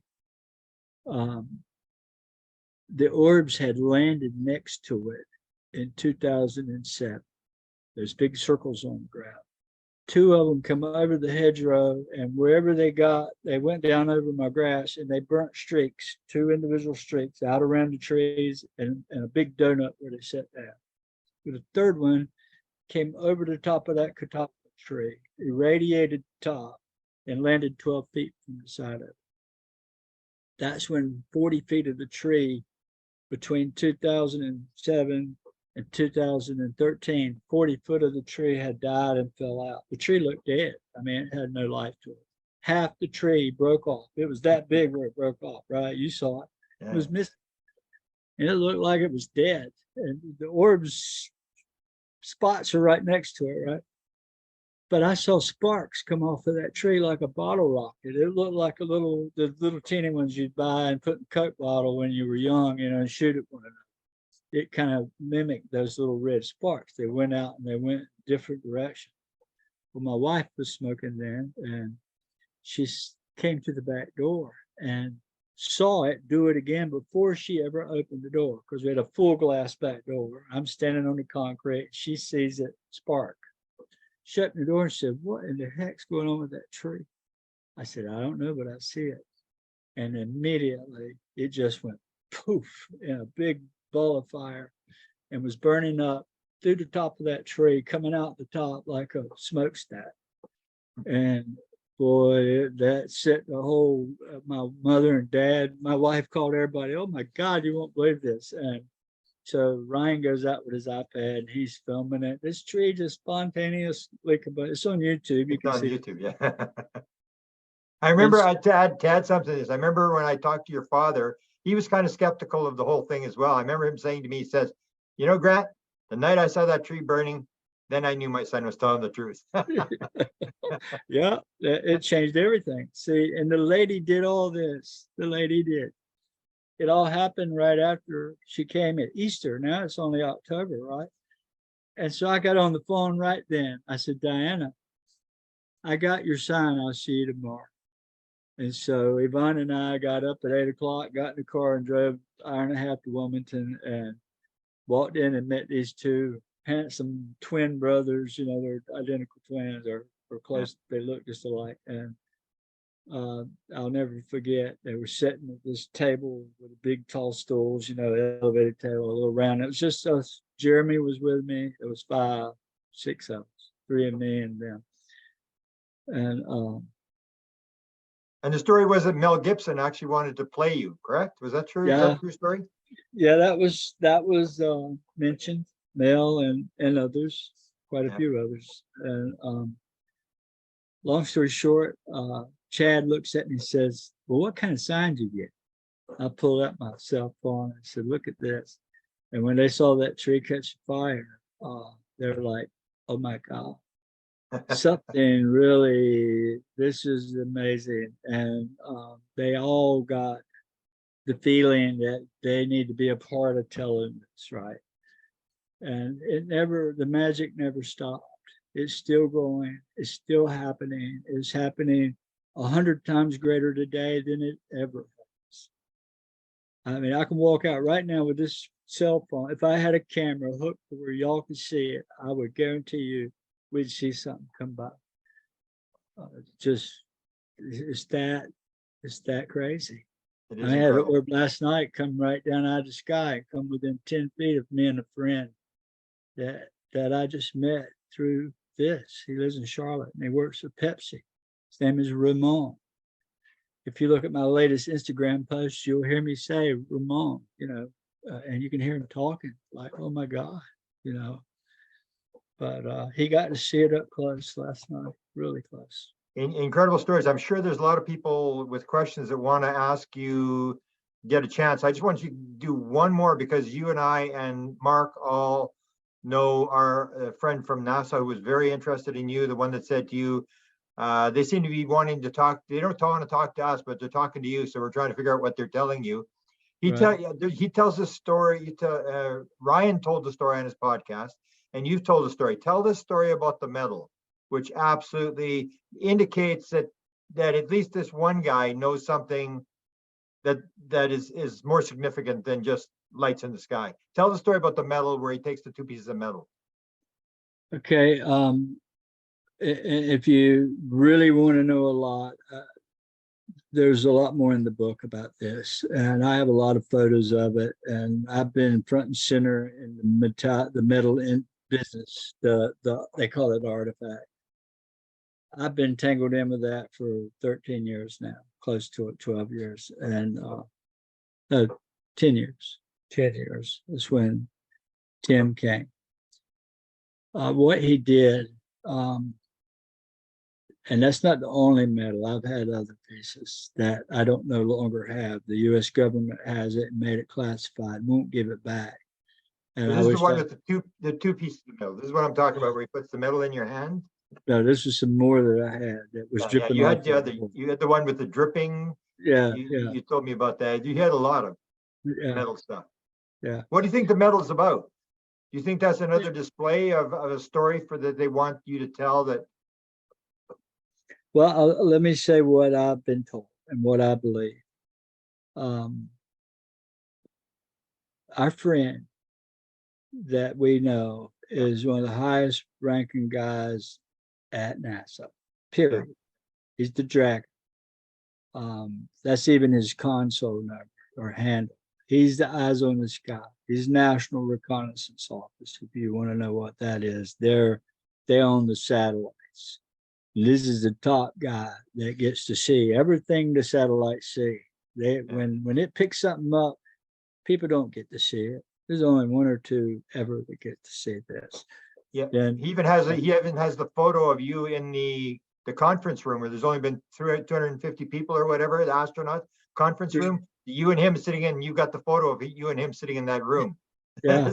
Yeah. And I remember you telling me that he had the key, that when he would drive around, the gates would open and people knew who he was, and people would just scramble when he was moving around the base. Absolutely. In fact, you know what he told us? He said, absolutely don't speed on this base, because he had to work while he invited me to the base, and I got the tour. I was there for a week almost, and he had to go into work at days. But he called a friend from a National Reconnaissance Office buddy from Houston to come and stay with me all week, and I got to meet some really cool people, a bunch of scientists. They come from California to meet.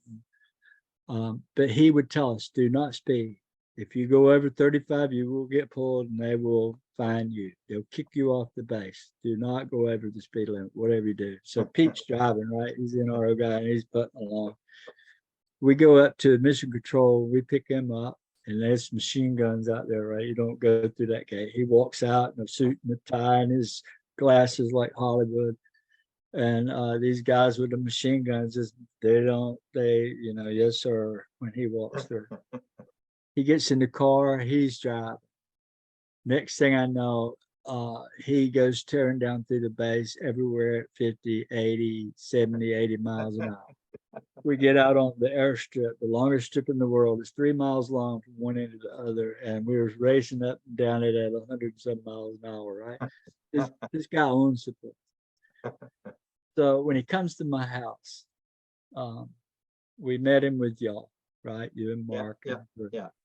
He actually heard I was there and flew in from LA, from California, and stopped by on the way home to Florida.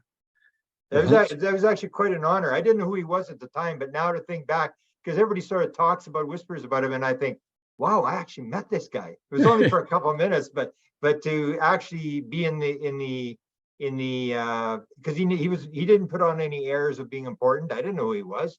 He was just showing me photographs of different things, and actually introduced me to an experiencer who lived here in Canada, who's now living in Florida. and I didn't know who he was. Now I realize he's this super powerful guy. And I thought, wow, actually. Yeah, he's the man. He's the guy, right? At NASA. They all bow to him, and I got to tour places. In fact, we went into the astronaut crew quarter, and he walked with me up to the door with he had scientists with him, and one of them's wife, and the den mother had been taking care of that place for 30 some years. Nobody went in there. She lived there. She let the astronauts in. She lived with them with the doctor. You know, when they go to the moon, they were in quarantine for a month or 6 weeks before they got in the spaceship. There had to be no sickness. And this is their crew quarter where they lived, where only the doctor lived and the astronauts and their children. And the den mother said, "Who are you?" I said, "I'm his friend." She said, "Who is he?" Well, I said, Tim just smiled. And then he's like, let's open the door.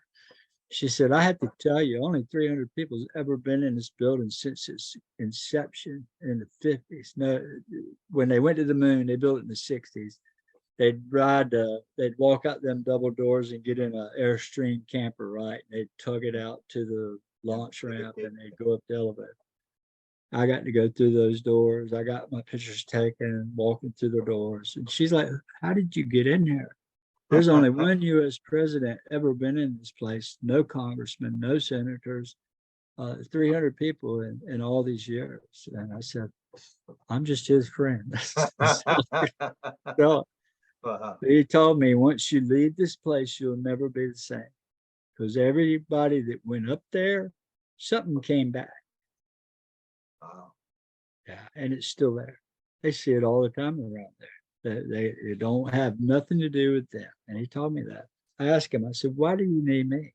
Y'all have all the rockets, all the satellites, all the cameras, the space stations, trained people, all the money in the world. Why are you messing with some country boy in North Carolina?" He said, "Well, we know it likes you. We see it.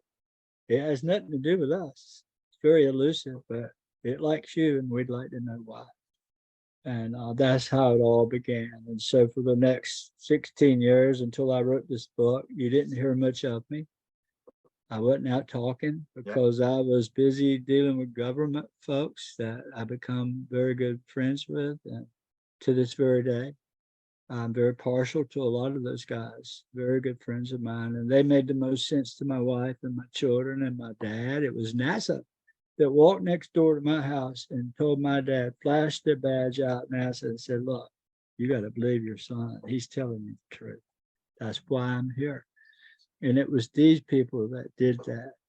It surely wasn't the UFO world or the MUFON or the community or the church. Yeah, they put pressure. It was my friends within the government that made help this family. They helped Chris Jr. They knew he was struggling. And that is very dear to me. Jim Semivan and I were very close friends. I was in Delaware at his house over Memorial Day. Spend a couple of days there, Yvonne and I, and little Brandon from the book. He was given a Make-A-Wish at 12 years old. He was written off. He was going to die. He had 1 year to live. And we got to spend a couple of days together in Rehoboth Beach, Delaware, down the street from Joe Biden's house. While orbs were flying over Joe's house, over Jim's house, we were filming them. And Jim's like, "Oh my God, what is that?" I said, "That's what you want to see right there." And it was flashing at us. We got a bunch of video. And it's become quite popular in the ranks right now, the videos we took at his house. And for people that don't know, Jim Semivan actually had beings in his room. He was a very high level, equivalent to a 2-star general in the CIA.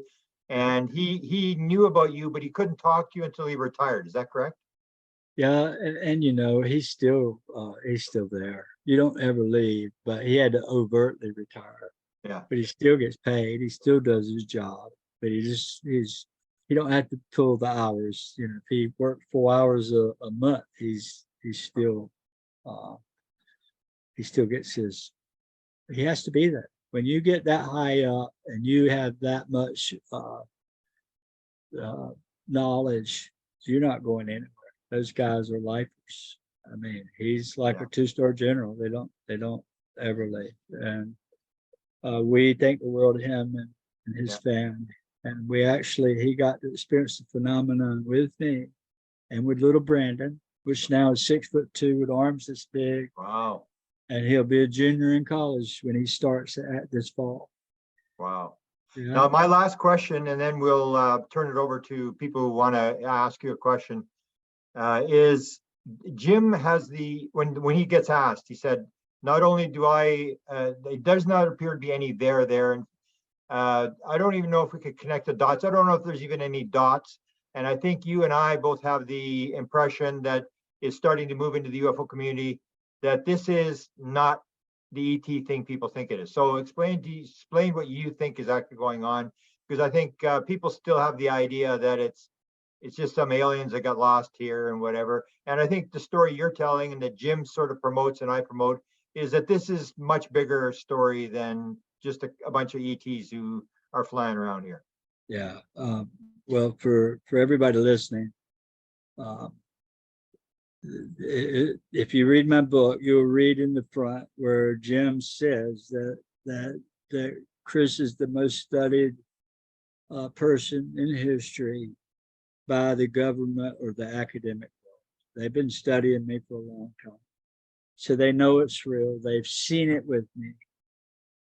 Two-star generals who've seen it with Jim. That's what he's equivalent to. The CIA, John Alexander, Bob McGuire, and a whole lot more government people, academics, tenured professors. They've witnessed that their lives have changed. I've never seen an alien. I've seen discs glowing in the sky fly by. I've got them in the daytime on video. Chris Jr. is the best at it. He can take them every day of the week, videos in the daytime. For some reason, he's in tune to it and it'll appear and he sees it. If he can get it in that cell phone, if he had a bigger camera, he'd have some very credible footage. But those same discs in my opinion, are the orbs. They mimic everything. They can be a black spear in the sky. They can be a metallic ball. You see these balls, you see old paintings with a ball with antennas on it. Everybody thinks, oh my God, it's the Sputnik. Well, these orbs, they mimic a flying saucer. They can mimic it. They can make you see what they want you to see. But it's always been a spiritual thing. I've gone long-winded here to tell the story of where I was in my life, suffering, ready to die, ready to give up. And they came when I was desperate. I can tell you that I'm written by thousands of people. It's all I can do. And I answer every single person that writes me. And sometimes it's all day, answering hundreds and hundreds every day, thanking them for buying my book. And it's the reality is that I was praying, and it came. All these people that write me or call me, I'll ask them every time, why is it? When did you start having these experiences? They all want to tell their experience. A lot of them do. And if I start asking questions, I'll always find the root cause. When it started, their mama died, their daddy died, their grandparents died, their husband died, their children died, they lost their house, they're in a divorce. It's always suffering. That's when they come. I have more ladies that are widows that reach out that their husband died and suddenly pennies are appearing, or lights go by their window at night, or orb goes down the hall and they're freaked out. And I'm like, it's probably your husband. He's there to speak to you. Don't be afraid. Why would you be afraid? Don't be afraid. Embrace it. Know that it's probably your husband coming back to speak to you, leaving you a gift, telling you he's there, trying to comfort. And it seems that that message resonates deeply with a lot of people. And so it's conscience-based. The government knows this. They don't know how to tell it. I'm doing it. I'm telling it because they don't know how. They don't know what it is. It's so elusive. It can appear in any way it wants. It can shut off nuclear weapons. It's not aliens doing that. It's these orbs doing it. They can do it.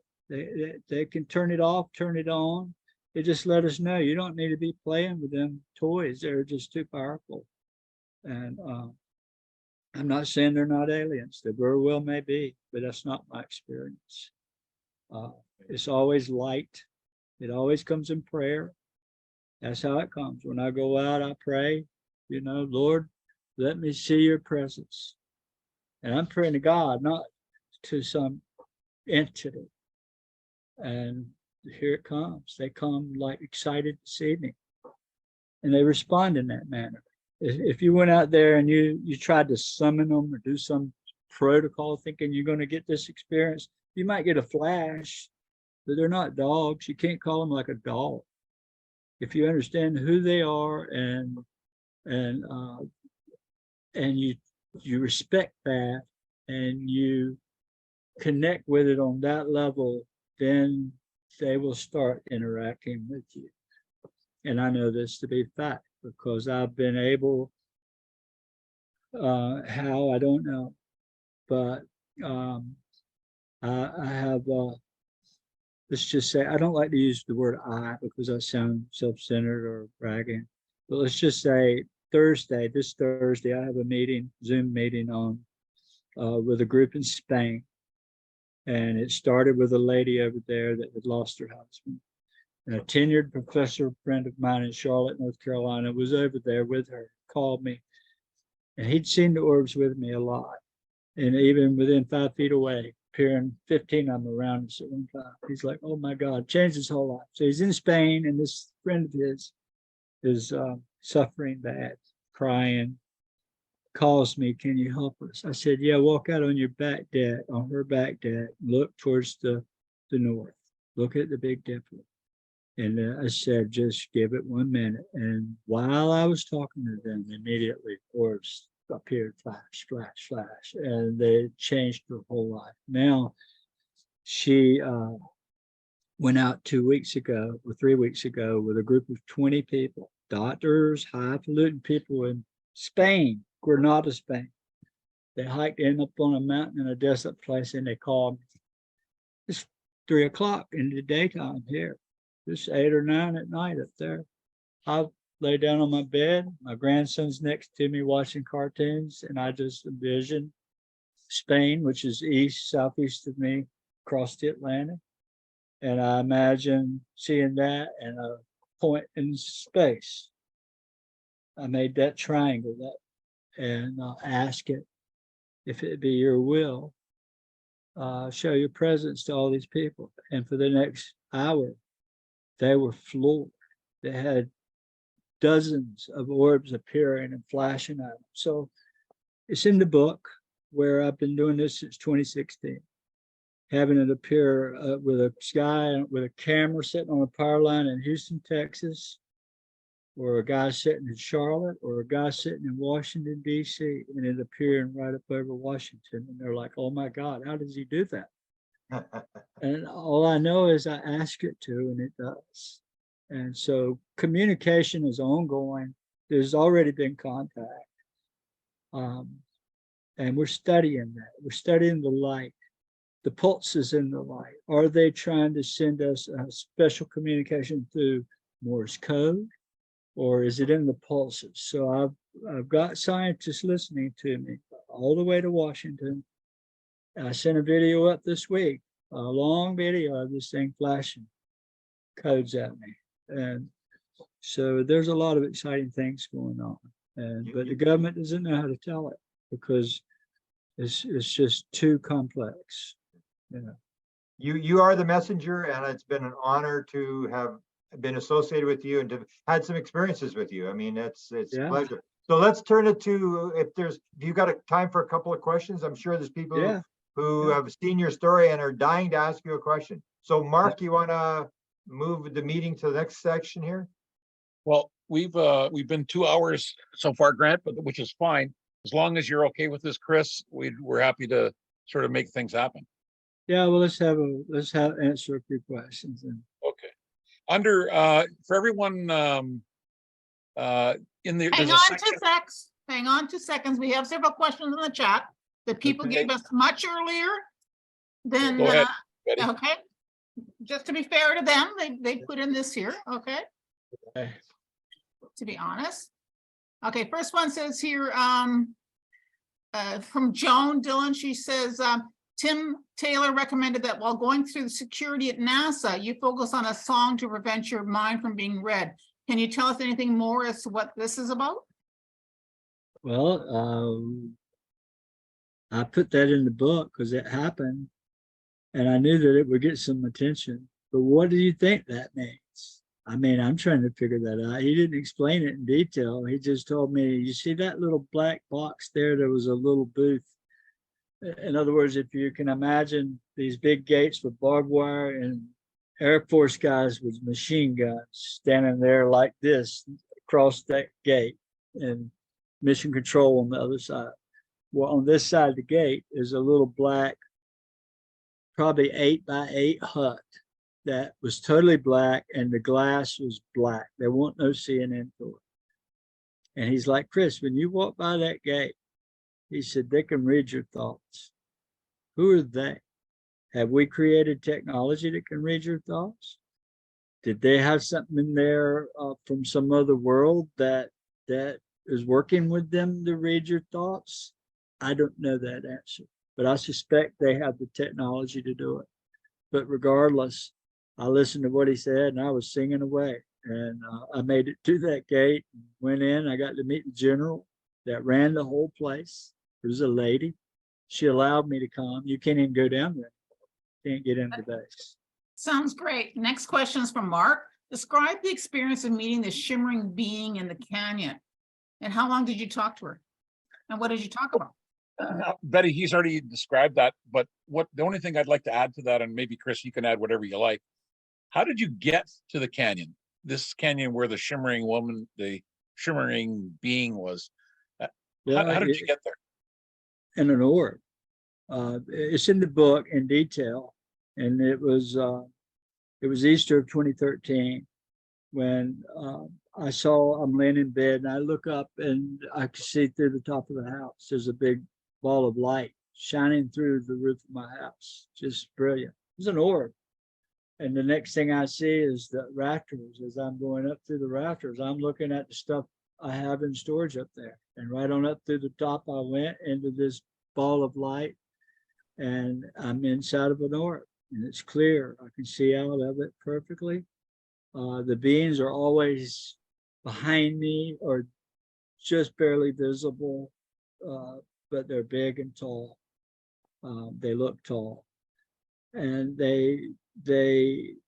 we sat down. We went somewhere far away. I didn't know if we were off planet or what, but I've since realized that I think it's Utah. I even wrote about Utah in my book, being where she took me, or they took me to meet her. And that's when I was told about the alignment. And but let me move to something else I'm going to say today, first time around anyone other than two people. You know that the children of Fatima was able to share the lady's presence. The Catholics call her Mary. You know, I don't know Mary, but it could have been whoever she is. We believe it's the same lady as Fatima, right? She told these children to keep telling it. Under severe persecution, they were persecuted, thrown in jail. They lived their life out in a prison, basically, locked away, never to speak. Two of them died very young.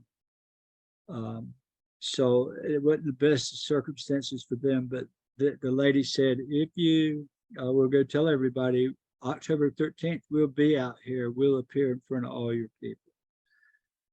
So I believe that I'm being drawn to Utah, to the desert canyons. I'm actively looking for a camper or some way now to go out there and stay for weeks at a time. And I think the lady's calling me to share her presence with the world.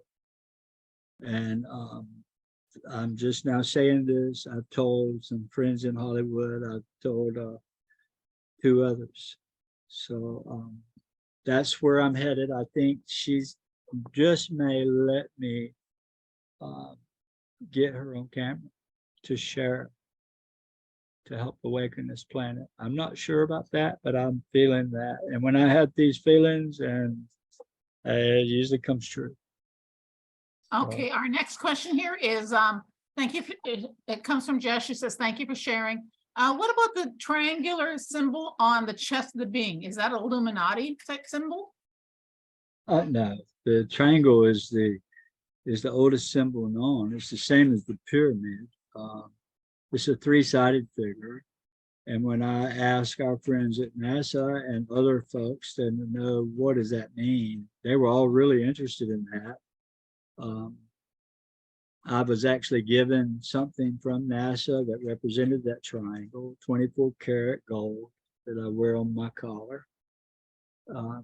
And only people get that. NASA, the people there know what it means, and there are very few of those. But let's And just say that's in the book, right? That photo of that. yeah. So if they get the book, you can see the symbol and that you Yeah. got. But it's a triangle, right? You look at NASA stuff, they got triangles and they got owls and they got ladies. They got a woman. They always had the woman. They had the owls and they had the triangles. And so I asked what it means. The beings told me. I said, who are you? They said, we're the guardians. We guard this world. This planet is like a terrarium. We monitor all life. We take care of it all. I explained that to them very early on. And they told me that they believed that it meant the never-ending, the universal creation of life. That that thing that came here comes from a long ways away. And does it mean there's life throughout the whole universe? It's a universal symbol of life, creation of life. Okay, next question here is from Carol. Do you think that this is the same apparition as the miracle of the sun? In other words, what the children seen is actually a UFO and the same being? Well, they didn't describe a UFO. They described the setting sun. Right. The city, it came a rainstorm, right? There were 80,000 people out there looking on, and the rain started, got everybody wet. And all of a sudden, here comes the setting sun that descended down, and the heat from it dried our clothes out. And what else was happening? Orbs were flying everywhere. The Lord's all over the place. So, okay. The next question is, will you be participating in the next public NASA briefing? no, I doubt that. Okay. I doubt And that. we have from Ron Thomas. He's feeling very grateful for you, and it's an enormous experience, and he's going to be reading your book. I, in fact, just downloaded your book into Audible as Thank one you. of my numbers that I have to have. I buy ahead of time and stuff. And then Professor J. Paul is also asking, did you see the crop circle from the 2012 October 13, 14? I'm not sure what crop circle that is. Yeah, I don't know which one it would have been. Grant, do you remember that one? Chris, you had the one crop circle that you showed me the painting you'd done of the guardian, and it appears in the crop circle, correct? Yeah, It was a double angel, the one in October 12, 2012, 13 and 14. It was a double angel. It's on Crop Circle Connector Archives, but it strikes me that it happened, this was a double angel on Windmill Hill near Avebury. So just take a look at it, and it may, because it connects 7, but look at that crop circle. It was the last crop circle in 2012. Okay, So just 2012, October 13, 14 at Windmill Hill near the Great Stone Circle of Avebury. Beautiful formation in in grass. So, There Yeah, is the thank you, one Mike. the one Yeah. that Chris and I are talking about is the one where you take a look at Chris's painting that he showed me, and you'd never shown it to anybody. You remember your wife told you nobody's going to see these paintings. You Yeah. brought them out when I was there in 2013. It's Yeah. identical in the crop circle. Even the shadow under the eye, it's identical to the painting that you'd shown me in 2013, and it appeared Right. in a crop circle in England. That was like I was floored. I said that thing looks familiar. When you showed me the photo or the painting, I was like, I've seen that before, and it was in the crop circle. It was weird. Yeah, it's a big painting about that tall. I think it's 4 foot tall at And that's least. the one that had the message: "Beware of false promises." It has Yeah. the binary message: the alien is, or the Yeah. being is holding this circle of as a binary message that somebody decoded. Right. Okay. Grant, Betty, can I just add something right now for people that may want to buy the book? So in the chat, there is one note there that I'm not sure who put it in there. My eyes are not that great right now, but you can copy and paste that into a Word document. So you can there's a link where you can buy Chris's book. And there's also, the name of the book is there and that sort of thing as well. So if you go to that, copy that right now and paste it if you're going to look to buy the book. And I advise that you do. And this is only just a small taste of Chris Bledsoe and the amazing story that will continue, I'm sure, for a very long time. But sorry about that. Go ahead. We have Appreciate several it. thank yous for sharing your time with us, and also for Grant sharing the time with us. It's wonderful to have you both here. We can now do some live questions if you still have some time. Sure, let's shoot. Okay, if people would please put their hand up first, and then we'll call you forward if you Yeah, you want. go into reactions, Betty, and you actually put your hand up. You touch the button and it says raise your hand. If you do that, it'll pop up Yeah. here and we can bring you forward and ask a question of Chris if Yeah. that's it. Just like that. Okay, cool.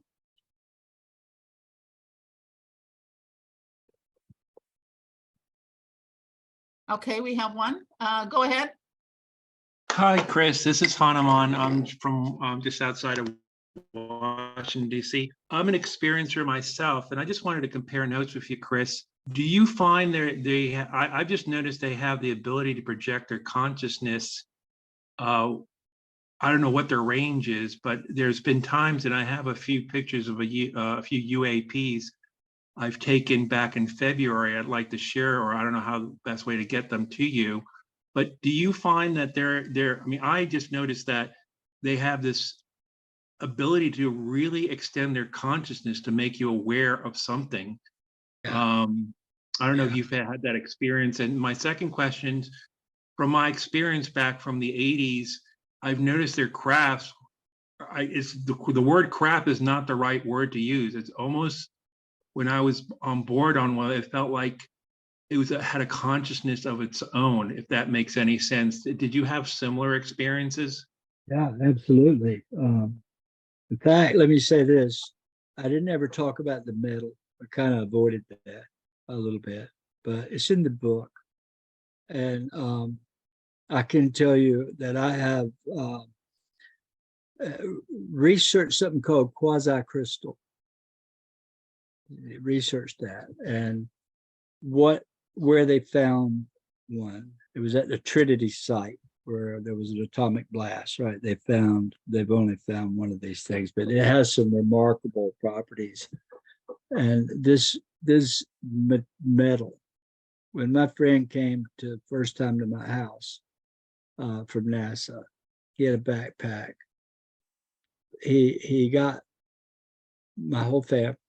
There's 6 of us, plus Ryan's little girlfriend did. She's his wife now, Jenny.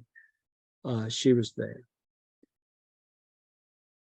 He concocted an experiment where he took my son Ryan to his bedroom and showed him this metal. Not telling anybody. Ryan was the point person. He couldn't tell anybody what he saw. So after he was tested, he came and he got each brother one at a time, take them in the room. They got tested. They stayed in the room. Ryan went back out. He got the next person. So I was the last one. And they're all sitting in this tiny bedroom. My friend from NASA and 6 other people. And I squeeze in there and sit on the bed. I look up, and there's a computer. And it said for Bledsoe only. federal government warning, if you go past this point, you could be killed. All this was a briefing, right? So I was briefed. Our family was. And after I watched this video, he reaches in his backpack and pulls out a piece of metal, and it looked like a postage stamp size, looked like a shiver of aluminum, real thin, real light, could hardly feel the weight to it. And the side of the postage, put it in my left hand. What do you think of that? I said, it looks like a piece of aluminum. I don't know what that is. I don't have any thoughts about it. So he reaches in his pack and pulls out a piece of aluminum foil. That's what it looked like. And it wasn't creased. You couldn't crease it. You could roll it up and it didn't pop straight, but it wasn't creased. You couldn't crease it. He put that in my right hand. And when he did, this piece connected through my body to this piece. Come to find out, this was the insulation. This was the outer hole. And they were talking to one another. And when they did, it caused my eyes to go back. And the energy shot through me. My arm was thumping. And he reached in my hand and got it out. And I saw his face that close to mine. He looked at me and said, "Why you?" I said, "Excuse me, what just happened?" He said, "Why you?" I said, "What do you mean, why me?" He said, "Well, I can tell you, I've never seen this kind of reaction. And I've only ever seen 2 reactions in my life, but never like this." He said, "I would have known you were lying about this whole thing. If, about seeing the beings and all, if you hadn't had the reaction." And from that point on, I began to get tangled up into stem cell research, working, not knowing what I'm doing, but at least I got a chance to participate in it. And I worked on the first stem cell transplant in history, and the lady was healed in 60 days from bone cancer. They do some tremendous good that NASA does with medical stuff, with this technology. Looking at it under the electron microscope, it's alive. You can look at it in real time and it's swirling. It looks like the universe and the stars, the Milky Way, winding around inside. And I ended up with some of that, and the government ended up with it and classified it. And I've been told if I had another piece, it's worth $1 billion, that small. And boy, I wish I had the pieces I had back. So Chris, yeah, he mentioned consciousness. Quickly, take 2 minutes to tell the story that you told me for my book on flying the craft. me. Yeah, when you flew the craft with the consciousness. It's always in an orb. It feels like an orb, not a metallic craft. And I'm always, every time they take me, which seems to be quite a bit, I think they can take your spirit and leave you here as possible. But every time I'm in that position, inside of that orb, I feel like I'm a part of it.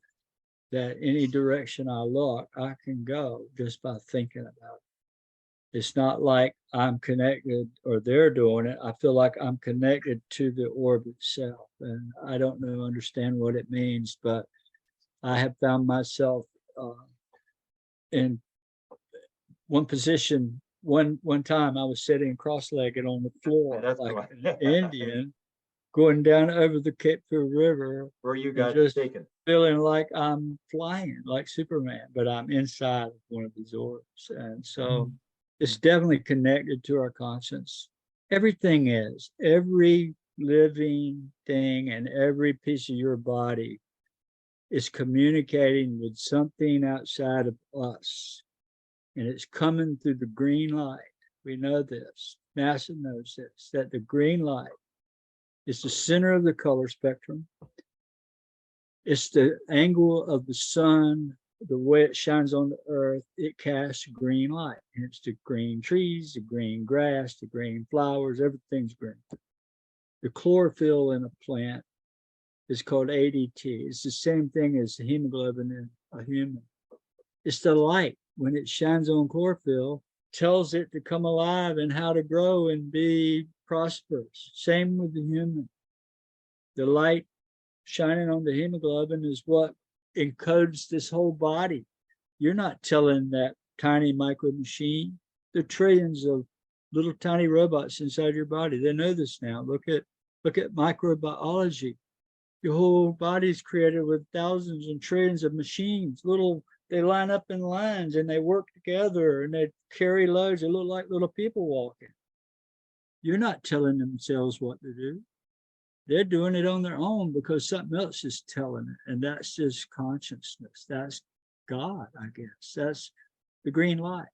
And NASA says they know where God is speaking to us, and that's through the green light. What's the best way to reach you? I have some pictures and a formula that I kind of got downloaded, and I wanted to maybe compare notes. I don't know which is the best way to reach you. You can catch me through my website, ufoofgod.com, under the Okay. contact tab, or another good way is to, if you go there, ufoofgod.com, you Okay. can find my Instagram link and my Facebook link. And on Instagram, I have a lot of videos there. I've only probably got 40 or 50, but and I'm steady putting one or two up here and there. But you can message me instant and I will answer you, and we can share videos and stuff if you'd like. Thank you, Chris. You helped me validate my experience. I'm getting chills because that was my same experience. It was like the interfacing in the past, present, and future just occurred instantaneously. It was just a matter of which direction you want to go. Yeah, yeah. And I appreciate you telling me that. And I'm glad I got to meet you and hope we conversate a whole lot more. It'd be, Yeah, I'm getting chills. Thank you, Chris. you're welcome. That green light is pretty significant. I've never heard that before. Is that in the book? The green light stuff? I'm not sure if I think I wrote about that. If I didn't, I'm telling you. That's pretty significant. That especially coming from Tim. I mean, that is very significant. NASA published the article. I have the paperwork. Whoa, wow.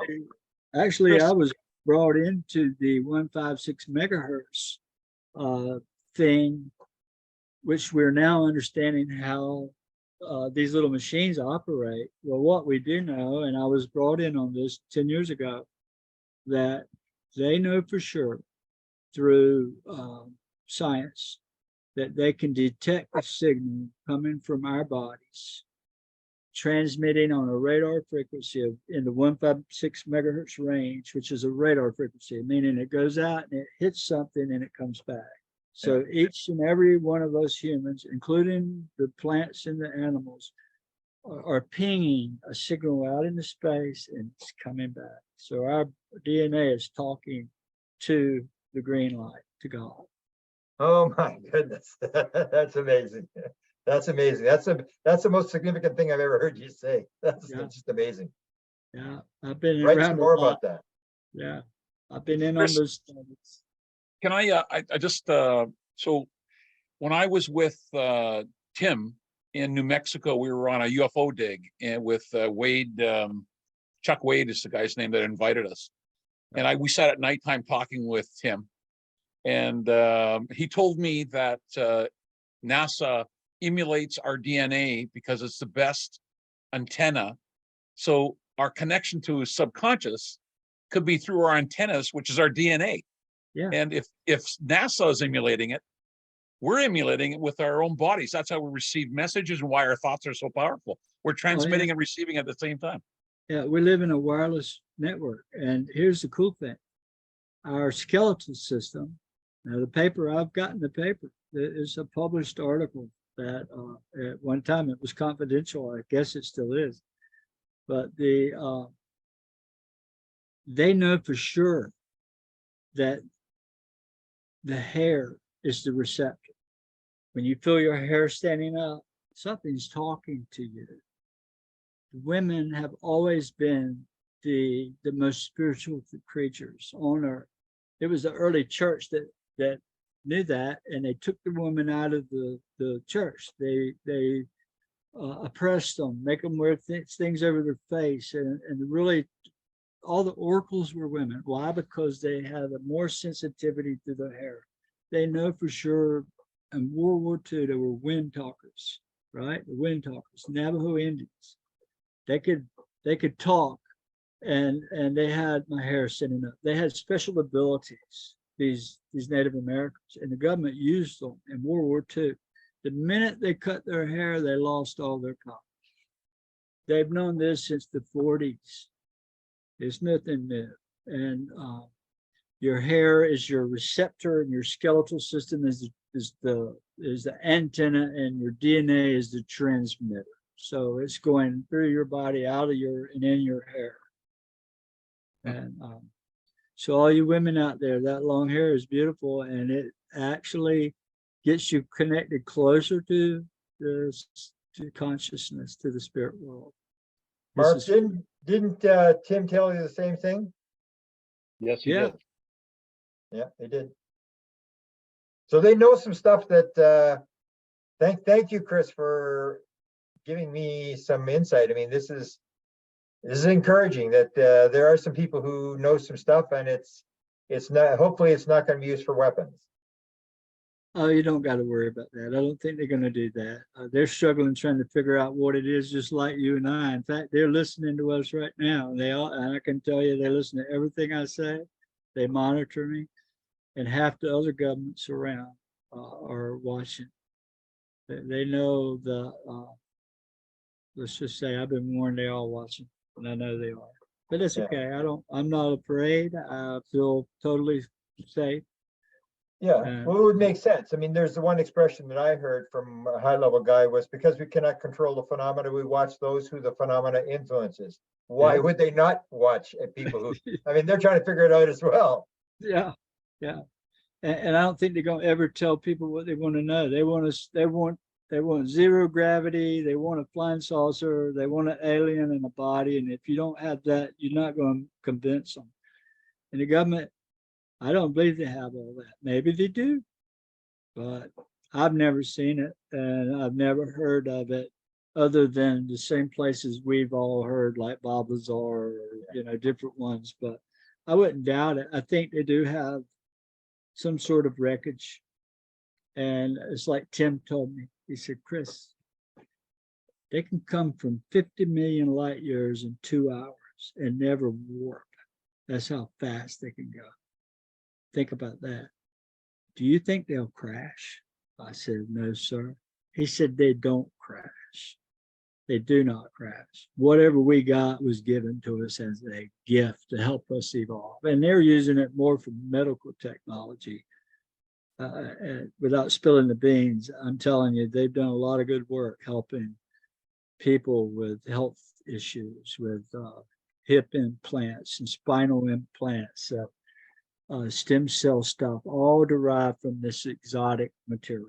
They don't know how to make it fly, but they can use it for our good. And I think that's why it was given to us. Tim's got 40 patents, and they're all medical patents. And he clearly stated to Dan Pasolka how he gets them, his meditation process, and how they talk to him. And people don't realize this kind of stuff is going on, that there's this connection, that you're connected to him, and there's this behind the scenes stuff that people are starting to understand. And it's not the alien thing.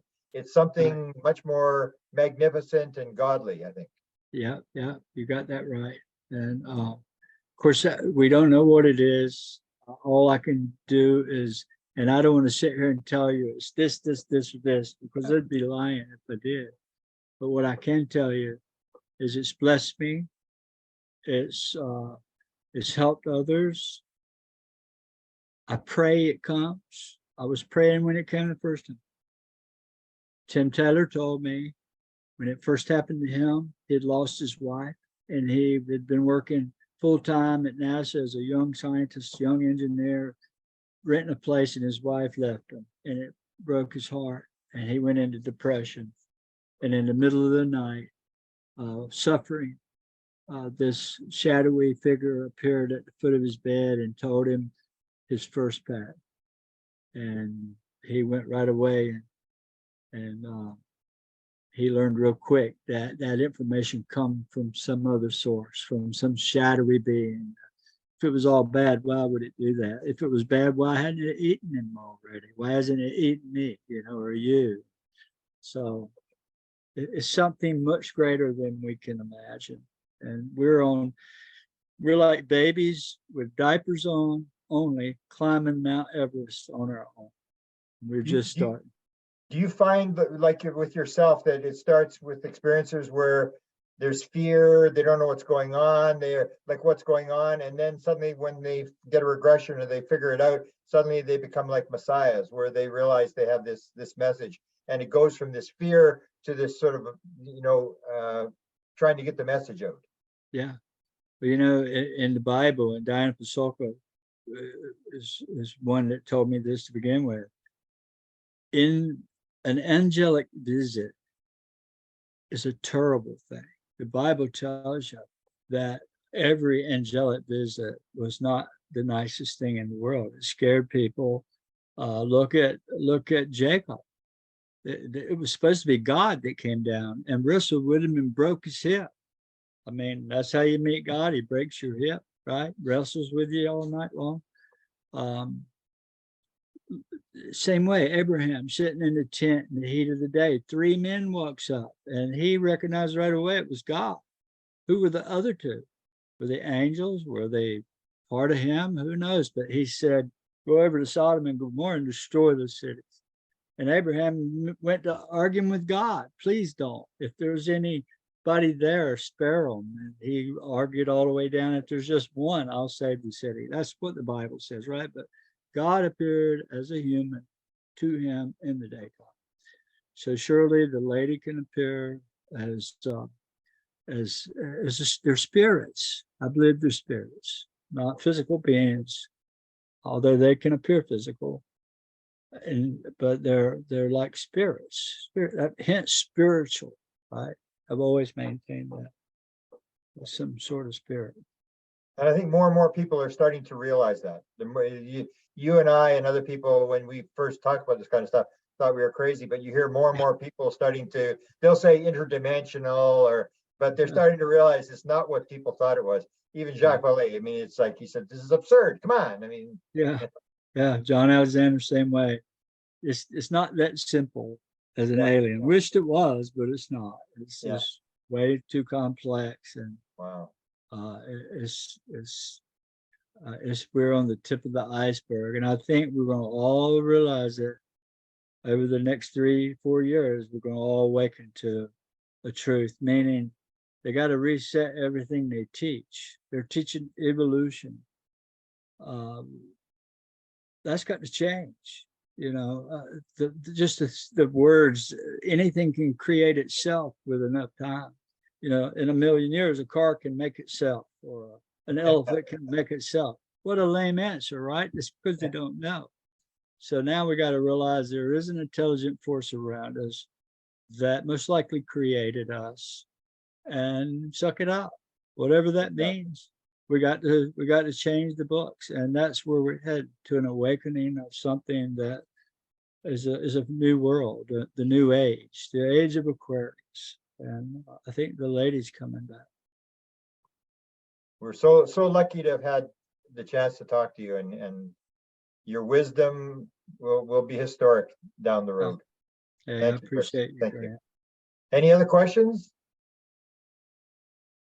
Again, the book is UFO of God, and it's a bestseller. Tell how it's actually picking up speed, apparently, right? Yeah.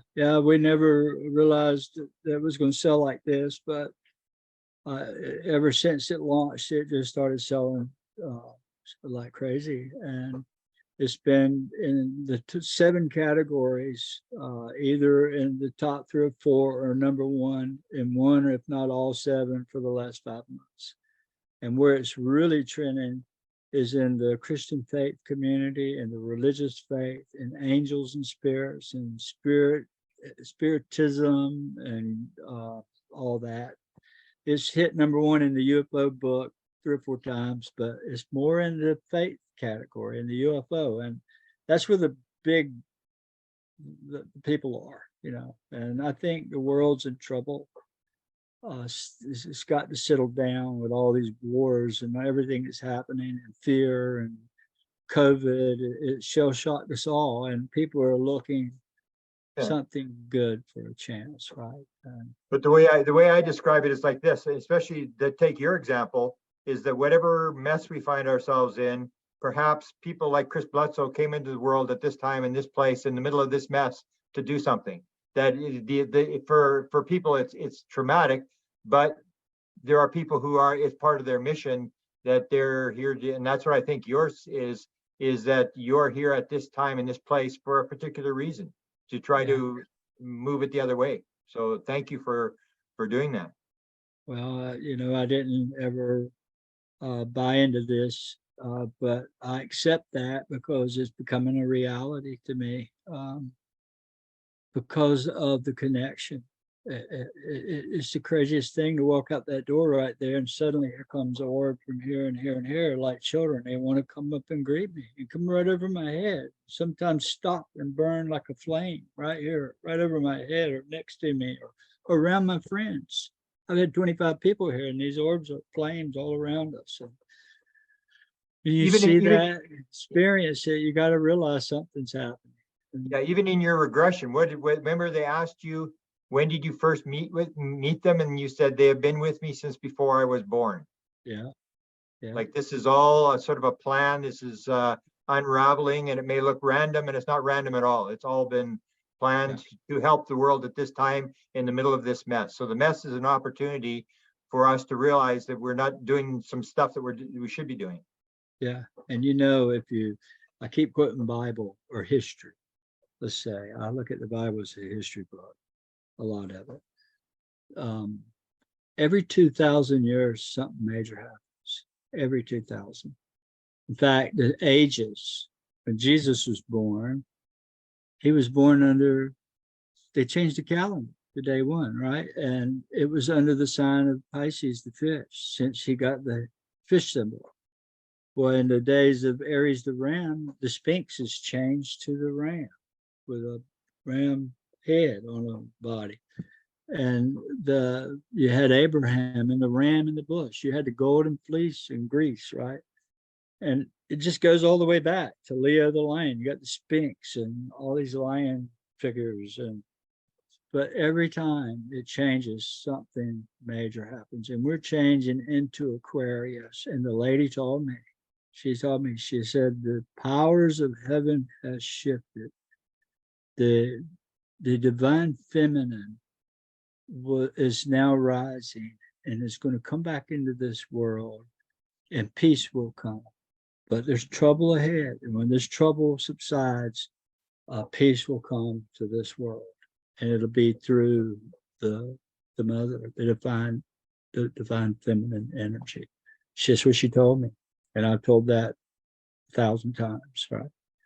So, Beautiful message. yeah. And so I think we're in for a good time ahead. I think peace is coming, but there may be some trouble between now and then. And but I like to stay positive. I don't talk about any negative. I never will. I don't want to. It don't have to happen, she said. We can change all this if we just awaken. And I think that they're going to awaken us. Whether anybody likes it or not, they're going to do it. And they're doing it now. And if I was to pass away tomorrow, they'd take on somebody else. They're not stopping. It's happening. That's like what I heard the story that John Alexander asked Jim Semivan when he found out. He said, "Okay, so who's running the show?" And you think it was like the government, and Jim Semivan said, "They are. Yeah, They're running the show." yeah, exactly right. And yeah. Beautiful. Thank you, Chris. Is there any other questions? We should let Chris go. And thank you. And if you get any material on this green thing, I would love to follow up on that. I think that is really significant in terms of the overall picture of how life actually works. Because that's what we're looking at is reality. How does we think we understand reality? We haven't got a clue. We're just putting names on stuff. Exactly. Yeah, the green lights do. Quit, buddy. My sheepdog wants to go outside. He's been patient. Beautiful. We'll let you go. Yeah. I just finish this, Chris, and just say thank you very much for coming. Grant, thank you for coming and steering the ship here at the same time. I know almost all the people in this thing, I'm sure they're still hanging on here. Chris has been here since 6:30. That's 3 hours of talking. We greatly appreciate it. I thank Betty and Laura, who actually make a huge difference in keeping this thing going, and Bitsy, who is going to rejoin us next month. I just will say one last thing. I'm going to leave it to you, Chris. What's the last parting thought you'd like to leave with us for this journey we've been on tonight?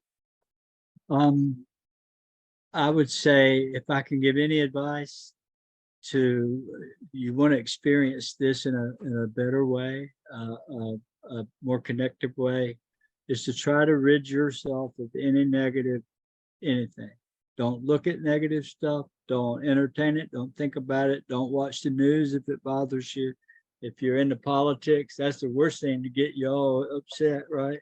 Don't watch it. Turn it off, and only think positive, and treat others like you'd want to be treated, and open your heart and mind, and be humble, and just say, I'm here. I want to experience your presence. And I think you might be surprised. I can tell you this, reading my book, and we've been monitoring this, even folks in the government wanted to know, if people was to read my book, would they start experiencing the phenomenon? And that's an emphatic yes. You would not imagine how many people's written me saying, oh my God, I read your book, it changed my life, and I've started seeing orders. And so it's happened a lot, and a whole lot. And so that's how I would like to leave everybody. Stay happy and positive. And enjoy life while you're living now. Don't live in fear. God bless you. Chris. God Thank you, bless you. Grant. Right. I appreciate you, Mark. Y'all friends of mine for a long time, and I have the greatest respect for you both. And Grant and I have